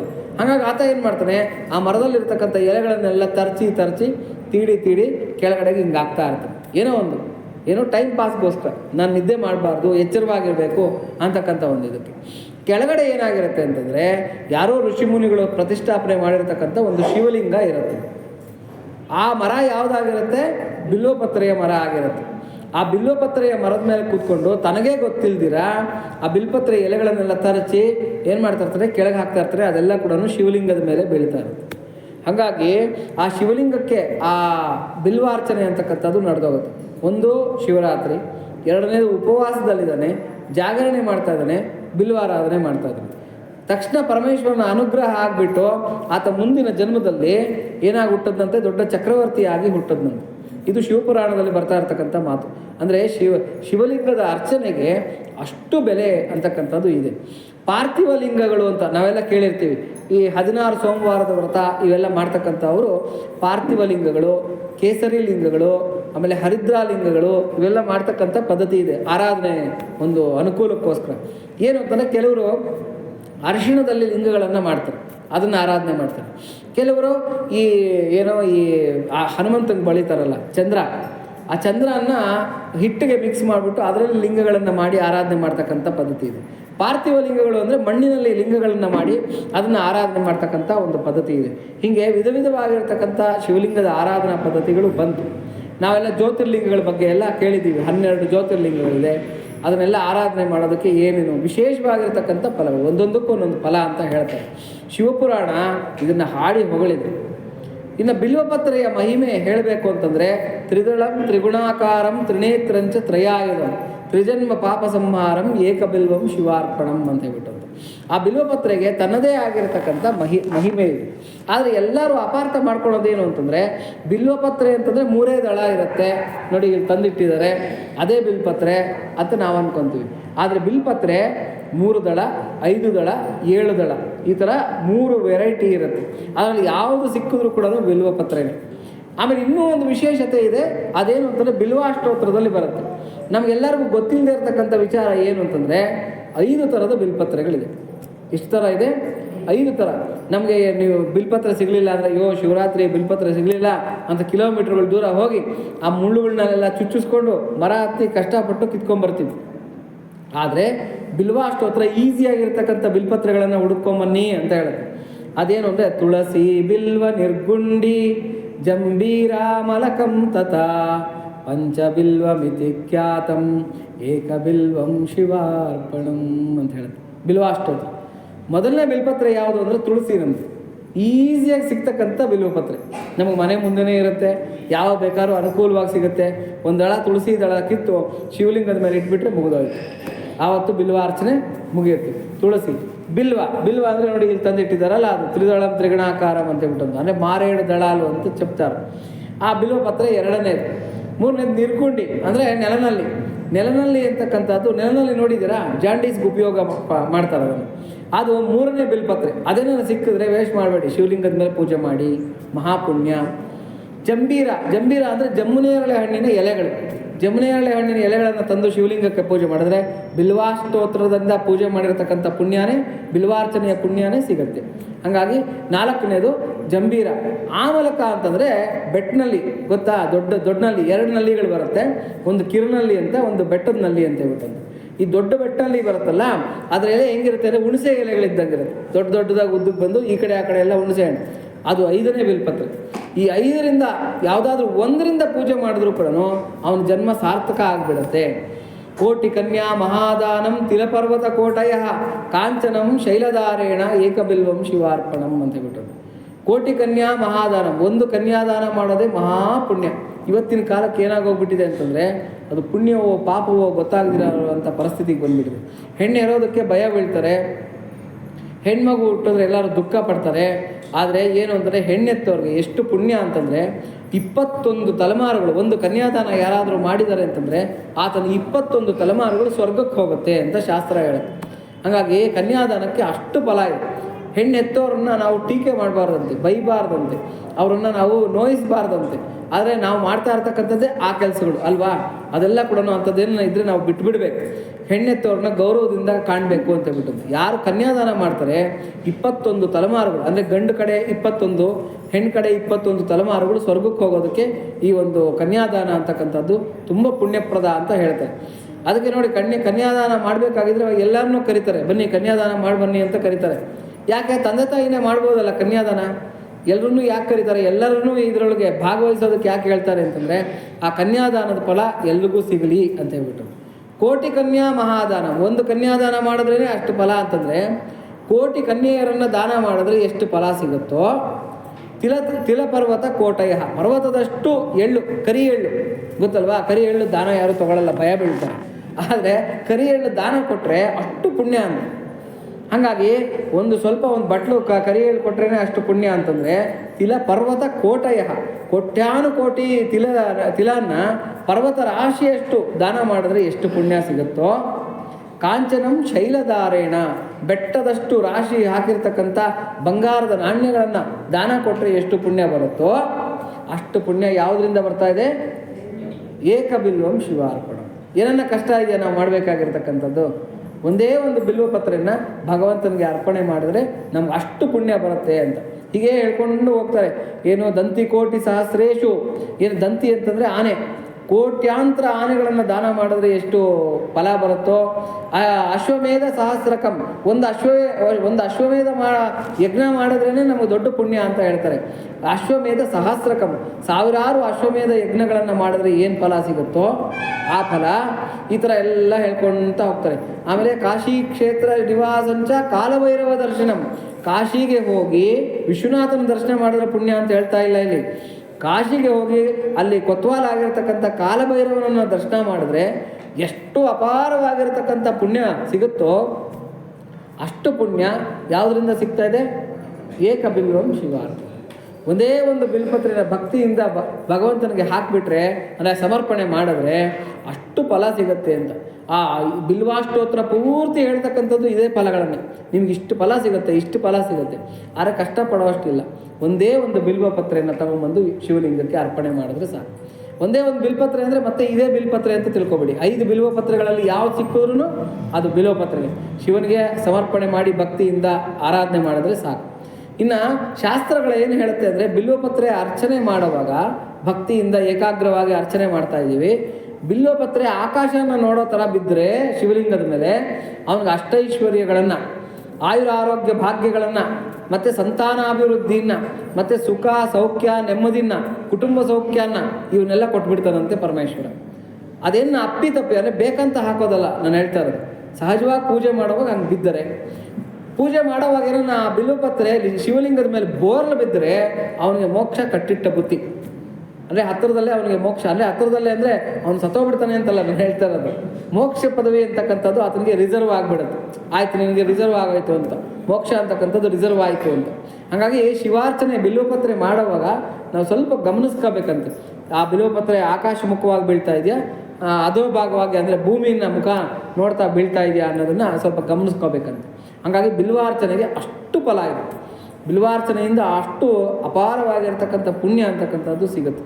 ಹಾಗಾಗಿ ಬಿಲ್ವಾರ್ಚನೆ ಅದರಲ್ಲೂ ವಿಶೇಷವಾಗಿ ಮಹಾಶಿವರಾತ್ರಿ ದಿವಸ ಬಿಲ್ವಾರ್ಚನೆ, ಆಮೇಲೆ ರುದ್ರಾಕ್ಷಿಗಳಿಂದ ಅಭಿಷೇಕ ಮಾಡ್ತಕ್ಕಂಥದ್ದು, ರುದ್ರಾಕ್ಷಿ ಜಲ ಅಂತ ಕರೀತಾರೆ. ಅಂದರೆ ರುದ್ರಾಕ್ಷಿಯನ್ನು ಒಂದು ಬಟ್ಲಲ್ಲಿ ಹಾಕಿ ನೀರು ಹಾಕಿಬಿಟ್ಟು ಆ ರುದ್ರಾಕ್ಷಿ ಜಲದಿಂದ ಅಭಿಷೇಕ ಮಾಡ್ತಕ್ಕಂಥದ್ದು ಅಪಾರ ಪುಣ್ಯಪ್ರದ. ಹಾಗೇನೆ ಭಸ್ಮನ ನೀರಿನಲ್ಲಿ ಕಲಸಿ ಅದರಿಂದ ಅಭಿಷೇಕ ಮಾಡ್ತಕ್ಕಂಥದ್ದು ಅಪಾರವಾದ ಪುಣ್ಯಫಲ. ಇವೆಲ್ಲ ಕೂಡ ಶಿವನಿಗೆ ಅಪಾರ ಪ್ರೀತಿ ಪಾತ್ರವಾಗಿರ್ತಕ್ಕಂಥ ಪುಣ್ಯಪ್ರದವಾಗಿರ್ತಕ್ಕಂಥ ಪೂಜೆಗಳು. ಆಮೇಲೆ ವಿಶೇಷವಾಗಿ ಏನು ಅಂತಂದರೆ ಪಿತೃದೇವತೆ ರುದ್ರ ಯಾರು? ಪಿತೃದೇವತೆ. ಯಾಕೆಂದರೆ ವಸು, ರುದ್ರ, ಆದಿತ್ಯ ಅಂತಕ್ಕಂಥದ್ದು 3 ಸ್ಥಾನಗಳು ಪಿತೃದೇವತೆಗಳಿಗೆ. ವಸುಗಳು, ರುದ್ರರು ಮತ್ತು ಆದಿತ್ಯರು ಅಂತ. ಪಿತೃದೇವತೆಯೂ ಆಗಿರೋದ್ರಿಂದ ಆತನಿಗೆ ತರ್ಪಣಗಳು ತುಂಬ ಇಷ್ಟ. ಯಾರು ಎಳ್ಳು ಮತ್ತು ಅಕ್ಷತೆಯನ್ನು ಮಿಕ್ಸ್ ಮಾಡಿರ್ತಕ್ಕಂಥ ಒಂದು ಪದಾರ್ಥದಲ್ಲಿ ತರ್ಪಣಗಳನ್ನು ಕೊಡ್ತಾರೆ. ನಾವು ಇವಾಗ ರುದ್ರಾಭಿಷೇಕ ಮಾಡಿಸಿದ್ರೆ ಆ ರುದ್ರಾಭಿಷೇಕದ ಕೊನೆಯಲ್ಲಿ ಆ ತರ್ಪಣಗಳನ್ನು ಮಾಡ್ತಾರೆ. ಭವಂ ದೇವಂ ತರ್ಪಯಾಮಿ, ಶರ್ವಂ ದೇವಂ ತರ್ಪಯಾಮಿ, ಈಶಾನಂ ದೇವಂ ತರ್ಪಯಾಮಿ, ಪಶುಪತಿಂ ದೇವಂ ತರ್ಪಯಾಮಿ, ಉಗ್ರಂ ದೇವಂ ತರ್ಪಯಾಮಿ, ಭೀಮಂ ದೇವಂ ತರ್ಪಯಾಮಿ, ಮಹಾಂತಂ ದೇವಂ ತರ್ಪಯಾಮಿ, ಭವಸ್ಯ ದೇವಸ್ಯ ಪತ್ನೀಂ ತರ್ಪಯಾಮಿ, ಶರ್ವಸ್ಯ ದೇವಸ್ಯ ಪತ್ನೀಂ ತರ್ಪಯಾಮಿ ಅಂತ. ಅಂದರೆ ಭವನಿಗೆ, ಅಂದರೆ ಈಶ್ವರನಿಗೆ ಮತ್ತು ಈಶ್ವರನ ಪತ್ನಿಯಾಗಿರ್ತಕ್ಕಂಥ ಪಾರ್ವತಿ ದೇವಿಗೆ ಇಬ್ಬರಿಗೂ ಕೂಡ ತರ್ಪಣಾದಿಗಳನ್ನು ಕೊಡ್ತಾರೆ ರುದ್ರಾಭಿಷೇಕ ಆದಮೇಲೆ. ಆ ತರ್ಪಣ ಯಾರು ಕೊಡ್ತಾರೆ, ತೃಪ್ತಿಗೆ ಹೋಗಿ ಕೊಡ್ತಕ್ಕಂಥದ್ದು ತರ್ಪಣ ಅಂತ. ಅಂದರೆ ತೃಪ್ತಿ ಆಗಪ್ಪ ಪರಮೇಶ್ವರ, ತೃಪ್ತಿ ಆಗುವಂಥ ಯಾರು ತರ್ಪಣಾದಿಗಳನ್ನು ಕೊಡ್ತಾರೆ, ಬಿಲ್ವಾರ್ಚನೆಯನ್ನು ಮಾಡ್ತಾರೆ, ಯಾರು ಭಸ್ಮೋದಕದಿಂದ ನೀರನ್ನ ಅಭಿಷೇಕ ಮಾಡ್ತಾರೆ, ರುದ್ರಾಕ್ಷಿಯಿಂದ ಕೂಡಿರ್ತಕ್ಕಂಥ ಉದಕನ್ನು ಪರಮೇಶ್ವರನಿಗೆ ಸಮರ್ಪಣೆ ಮಾಡ್ತಾರೆ ಶಿವಲಿಂಗಕ್ಕೆ, ಅವರಿಗೆ ಅಪಾರವಾಗಿರ್ತಕ್ಕಂಥ ವರದಾನಗಳನ್ನು ಭಗವಂತ ಕೊಡ್ತಾನೆ. ಆಶುತೋಷ ಅಂತಕ್ಕಂಥ ಹೆಸರಿದೆ ಪರಮೇಶ್ವರನಿಗೆ. ಆಶುತೋಷ ಅಂದರೆ ಏನು ಅಂದರೆ ಸುಲಭವಾಗಿ ಒಲಿತಕ್ಕಂಥ ಅವನನ್ನು ಒಲಿಸ್ಕೋಬೇಕು ಅಂದರೆ ನಾವೇನು ಕಷ್ಟಪಡಬೇಕಾದ್ದೇ ಇಲ್ಲ. ಯಾರಾದರೂ ಹಣೆಗೆ ಒಂದಿಷ್ಟು ವಿಭೂತಿ ಇಟ್ಕೊಂಡ್ಬಿಟ್ಟು 4 ರುದ್ರಾಕ್ಷಿಗಳನ್ನ ಕುತ್ತಿಗೆಯಲ್ಲಿ ಹಾಕ್ಕೊಂಡ್ಬಿಟ್ಟು ಪರಮೇಶ್ವರ ಅಂತಕ್ಕಂಥ ಈಶ್ವರನ 4 ನಾಮಗಳನ್ನು ಹೇಳಿಬಿಟ್ಟು 5 ಬಿಲ್ವಪತ್ರೆಗಳಲ್ಲಿ ಯಾವುದಾದ್ರೂ ಒಂದು ಬಿಲ್ವಪತ್ರೆ ತೆಗೆದು ಅರ್ಚಯೇ ಲಿಂಗಮಸ್ತಕೆ ಅಂತ ಹೇಳ್ತಾರೆ ಬಿಲ್ವಾಷ್ಟೋತ್ರದಲ್ಲಿ. ಅಂದರೆ ಆ ಲಿಂಗದ ತುದಿ ಭಾಗದಲ್ಲಿ, ಅಂದರೆ ಲಿಂಗಕ್ಕೆ ಯಾರು ಇದನ್ನು ಬಿಲ್ವಪತ್ರೆಯನ್ನು ಸಮರ್ಪಣೆ ಮಾಡ್ತಾರೆ ಅವರಿಗೆ ಅಪಾರವಾಗಿರ್ತಕ್ಕಂಥ ಪುಣ್ಯ ಅಂತಕ್ಕಂಥದ್ದನ್ನು ಕೊಡ್ತೀನಿ ಅಂತ ಹೇಳಿರ್ತಕ್ಕಂಥದ್ದು ಶಿವಪುರಾಣದಲ್ಲಿ. ನೋಡಿ, ಇನ್ನೊಂದು ಗುರುಚರಿತ್ರೆ ಅಂತ ನೀವೆಲ್ಲ ಕೇಳಿರ್ತೀರಿ. ದತ್ತಾತ್ರೇಯರಿಗೆ ಸಂಬಂಧಪಟ್ಟಿರ್ತಕ್ಕಂಥ ಒಂದು ಪುಸ್ತಕ ಗುರುಚರಿತ್ರೆ ಅಂತ. ಅದರಲ್ಲಿ ಸಾಕ್ಷಾತ್ ದತ್ತಾತ್ರೇಯರು ಒಂದು ಮಾತನ್ನು ಹೇಳ್ತಾರೆ. ಏನು ಅಂತಂದರೆ, ಒಬ್ಬಳು ಯಾರೋ ಹೆಣ್ಣು ತುಂಬ ಪಾಪ ಮಾಡಿಬಿಟ್ಟಿರ್ತಾಳೆ, ಜೀವನ ಪರ್ಯಂತ ಪಾಪ ಮಾಡಿಬಿಟ್ಟಿರ್ತಾಳೆ. ಕಡೆಗೆ ಆಕೆ ಪಾಪದ ಒಂದು ಪ್ರಾಯಶ್ಚಿತ್ತವಾಗಿ ಆಕೆ ಅಂತ್ಯ ದೆಸೆಯಲ್ಲಿ, ಅಂದರೆ ಅವಸಾನ ದೆಸೆಯಲ್ಲಿ, ವೃದ್ಧಾಪ್ಯದಲ್ಲಿ ಕುಷ್ಠರೋಗ ಬಂದ್ಬಿಡುತ್ತೆ. ಶ್ವೇತಕುಷ್ಠ ಅಂತ ಮೈಯೆಲ್ಲ ಕುಷ್ಠರೋಗ ಬಂದ್ಬಿಟ್ಟಿರುತ್ತೆ. ಆ ಕುಷ್ಠರೋಗ ಬಂದಿರ್ತಕ್ಕಂಥ ಅವಳು ಎಲ್ಲೆಲ್ಲ ಹೋಗ್ತಾಳೆ, ಯಾವುದೋ ವೈದ್ಯರನ್ನು ಭೇಟಿ ಮಾಡ್ತಾಳೆ, ಕಡೆಗೆ ಇರ್ತಕ್ಕಂಥ ದುಡ್ಡನ್ನೆಲ್ಲ ಕಳ್ಕೊತಾಳೆ, ವೈದ್ಯದಿಂದ ಏನೂ ಉಪಯೋಗ ಆಗೋದಿಲ್ಲ. ಆಕೆಗೆ ಬಂದಿರತಕ್ಕಂಥ ಕುಷ್ಠ, ಆ ಶ್ವೇತಕುಷ್ಠ ವಾಸಿ ಆಗೋದಿಲ್ಲ. ಆಮೇಲೆ ಅಂತ್ಯ ದೆಸೆ ಬಂದುಬಿಟ್ಟಿರ್ತಾಳೆ, ವೃದ್ಧಾಪ್ಯಕ್ಕೆ ಬಂದಿರ್ತಾಳೆ, ಎಲ್ಲೆಲ್ಲ ಹೋಗ್ತಾ ಇರ್ತಾಳೆ. ಆದರೆ ಯಾರು ಕೂಡ ಅವರನ್ನು ಉದ್ಧಾರ ಮಾಡ್ತಕ್ಕಂಥ ದಾರಿ ಮಾರ್ಗ ಹೇಳೋದಿಲ್ಲ. ಕಡೆಗೆ ಗಾಣಗಾಪುರದಲ್ಲಿ ಬರ್ತಾ ಇರ್ತಾಳೆ. ಗಾಣಗಾಪುರದಲ್ಲಿ ದತ್ತಾತ್ರೇಯರ ದರ್ಶನ ಆಗುತ್ತೆ. ಗುರುಗಳೇ, ನೀವು ಬಿಟ್ಟರೆ ನಮ್ಗೆ ಯಾರು ಇದು ಮಾಡ್ತಕ್ಕಂಥವ್ರು ಯಾರೂ ಇಲ್ಲ, ದಯವಿಟ್ಟು ನಮಗೆ ಉದ್ಧಾರಕ್ಕೆ ಮಾರ್ಗ ಹೇಳಿ ಅಂತ. ಆವಾಗ ದತ್ತಾತ್ರೇಯರು ಹೇಳ್ತಾರೆ, ನೀನು ಸೀದಾ ಗೋಕರ್ಣಕ್ಕೆ ಹೋಗು, ಗೋಕರ್ಣ ಕ್ಷೇತ್ರ ಅಂತ.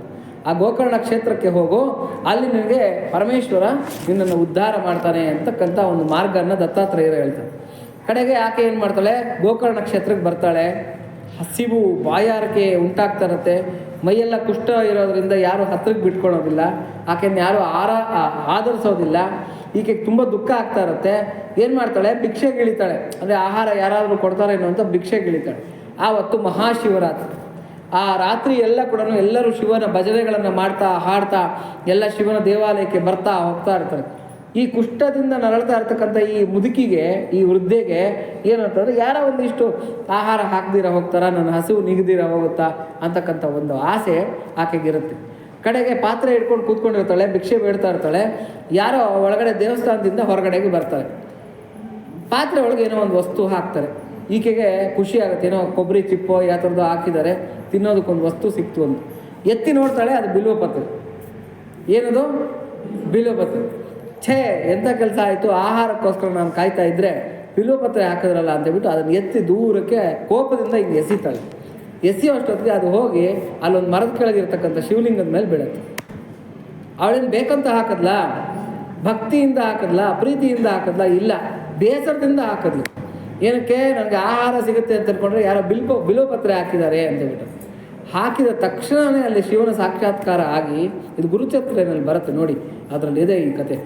ಆ ಶಿವನ ಸಾಕ್ಷಾತ್ಕಾರ ಆಗಿ ದಿವ್ಯ ವಿಮಾನಗಳು ಬಂದು ಆಕೆಯನ್ನು ವೈಕುಂಠ ಲೋಕಕ್ಕೆ ಕರ್ಕೊಂಡು ಹೋಗ್ತಾರೆ. ಮೋಕ್ಷ ಅಂತಕ್ಕಂಥದ್ದು ಸಿಕ್ತಮ್ಮ, ಯಾಕೆಂದರೆ ಇವತ್ತು ಮಹಾಶಿವರಾತ್ರಿ, ಬಿಲ್ವಾರ್ಚನೆ ಮಾಡಿದ್ದೀಯಾ, ಹಾಗಾಗಿ ನಿಮಗೆ ಮೋಕ್ಷ ಪದವಿ ಅಂತಕ್ಕಂಥದ್ದು ಸಿಕ್ತು ಅಂತೇಳ್ಬಿಟ್ಟು ಕರ್ಕೊಂಡು ಹೋಗ್ತಾರೆ. ಇನ್ನು ನೋಡಿ, ಮೇಲ್ಗಡೆ ಒಂದು ಧಾರಾಪಾತ್ರೆ ಅಂತ ಇಟ್ಟಿದ್ದಾರೆ. ಆ ಧಾರಾಪಾತ್ರೆಗೆ ಏನು ವಿಶೇಷತೆ ಇದೆ ಅಂದರೆ, ಧಾರ ಅಂದರೆ ಕಡಿವಡೆಯದ ಒಂದು ಜಲದ ಒಂದು ಇದು ಅಂತ ಹೇಳ್ಬಿಟ್ಟು. ಅಂದರೆ ನಮ್ಮ ಮನಸ್ಸು ಅಂತಕ್ಕಂಥದ್ದೇ ಧಾರಾಪಾತ್ರೆ ಅಂತ. ನಮ್ಮ ಮನಸ್ಸು ಅಂತಕ್ಕಂಥ ಧಾರಾಪಾತ್ರೆಯನ್ನು ತದೇಕಾಗ್ರವಾಗಿ ನೋಡಿ, ಒಂದು ಕಡ್ಡಿ ಬಿದ್ದಂಗೆ ಬೀಳುತ್ತೆ. ನೀವು ನೀರು ಹಾಕ್ದಂಗೆ ನೋಡಿ, ಒಂದು ಕಡ್ಡಿ ಬಿದ್ದಂಗೆ ಪರಮೇಶ್ವರನ ಮೇಲೆ ಬೀಳ್ತಾ ಇರುತ್ತೆ. ಅಂದರೆ ಕಡಿ ಒಡೆಯದ, ಎಲ್ಲೂ ಬ್ರೇಕ್ ಇಲ್ದಿರ ಬೀಳ್ತಾ ಇರುತ್ತೆ. ಅದೇ ಥರನೇ ನಮ್ಮ ಮನಸ್ಸು ಅಂತಕ್ಕಂಥ ಧಾರಾಪಾತ್ರೆಯಲ್ಲಿರ್ತಕ್ಕಂಥ ಆ ಭಕ್ತಿಯ ಜಲ, ಪ್ರೇಮದ ಜಲ ಪರಮೇಶ್ವರನ ಮೇಲೆ ಕಡಿ ಒಡೆಯದೇ ಹರಿಸ್ತಾ ಇರಬೇಕಂತ. ಆವಾಗಲೂ ಕೂಡ ಮೋಕ್ಷ ಅಂತಕ್ಕಂಥದ್ದು ನಮಗೆ ಸಿಗುತ್ತೆ ಅಂತ ಹೇಳ್ಬಿಟ್ಟು. ಹಾಗಾಗಿ ಮೋಕ್ಷಕ್ಕೆ ನಾವು ಕಷ್ಟಪಡಬೇಕಾದಿಲ್ಲ. ಅಪಾರವಾಗಿರ್ತಕ್ಕಂಥ ಕೃಪಾಕರ ಈ ಪರಮೇಶ್ವರ. ಯಾರು ಆರಾಧನೆ ಮಾಡ್ತಾರೆ ಅವ್ರಿಗೆ ಮೋಕ್ಷ ಅಂತಕ್ಕಂಥದ್ದು ಕಟ್ಟಿಟ್ಟ ಬುತ್ತಿ. ಅದರಲ್ಲೂ ವಿಶೇಷವಾಗಿ ಈ ಮಹಾಶಿವರಾತ್ರಿ ದಿನ ಯಾರು ಆರಾಧನೆ ಮಾಡ್ತಾರೆ ಭಕ್ತಿ ಶ್ರದ್ಧೆಗಳಿಂದ ನೋಡಿ, ಇಷ್ಟೊತ್ತು ಕೂಡ ಆ ಪಂಚಾಕ್ಷರಿಯನ್ನು ಹೇಳ್ತಾ ಎಲ್ಲರೂ ಕೂಡ ಅದ್ಭುತವಾಗಿತ್ತು. ಆ ವೈಬ್ರೇಷನ್ನೇ ಈ ಹಾಲೆಲ್ಲ ತುಂಬ ಚೆನ್ನಾಗಿತ್ತು. ಆ ಪಂಚಾಕ್ಷರಿಯನ್ನು ಹೇಳ್ತಾ ಅವರೆಲ್ಲ ಕೂಡ ನಮಸ್ಕಾರಗಳನ್ನು ಮಾಡ್ತಾ ಇದ್ದರೆ, ನಮಸ್ಕಾರ ಅಂದ್ರೇ ಶರಣಾಗತಿ, ಪರಮೇಶ್ವರನಿಗೆ ಮಾಡ್ತಕ್ಕಂಥ ಶರಣಾಗತಿ. ಓಂ ನಮ ಶಿವಾಯ, ಓಂಕಾರ ತೆಗೆದುಬಿಟ್ರೆ ನಾಮ ಶಿವಾಯ ಪಂಚಾಕ್ಷರಿ. ಓಂಕಾರ ಸೇರಿಸಿದ್ರೆ ಷಡಾಕ್ಷರಿ, ಷಡಾಕ್ಷರಿ ಪಂಚಾಕ್ಷರಿ ಅಂತ ಹೇಳ್ಬಿಟ್ಟಂತ. ಓಂಕಾರ ಕೆಲವರು ಓಂಕಾರ ಸೇರಿಸ್ಕೊಂಡು ಹೇಳ್ತಾರೆ, ಕೆಲವರು ಓಂಕಾರ ಸೇರಿಸ್ದಿರ ಹೇಳ್ತಾರೆ. ಓಂ ಅಂತಕ್ಕಂಥದ್ದು ಗೊತ್ತಲ್ವಾ, ಏಕಾಕ್ಷರ ಪರಬ್ರಹ್ಮ. ಆ ಉ ಮಾಗಳಿಂದ ಸಂಗಮ ಆಗಿರ್ತಕ್ಕಂಥದ್ದು ಆ ಓಂಕಾರ.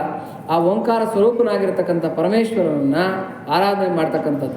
ಈ ಪಂಚಾಕ್ಷರಿಗಿರ್ತಕ್ಕಂಥ ಅಪಾರವಾಗಿರ್ತಕ್ಕಂಥ ಇನ್ನೊಂದು ವಿಶೇಷತೆ ಏನು ಅಂತಂದರೆ, ನ ಮ ಶಿ ವ ಯ.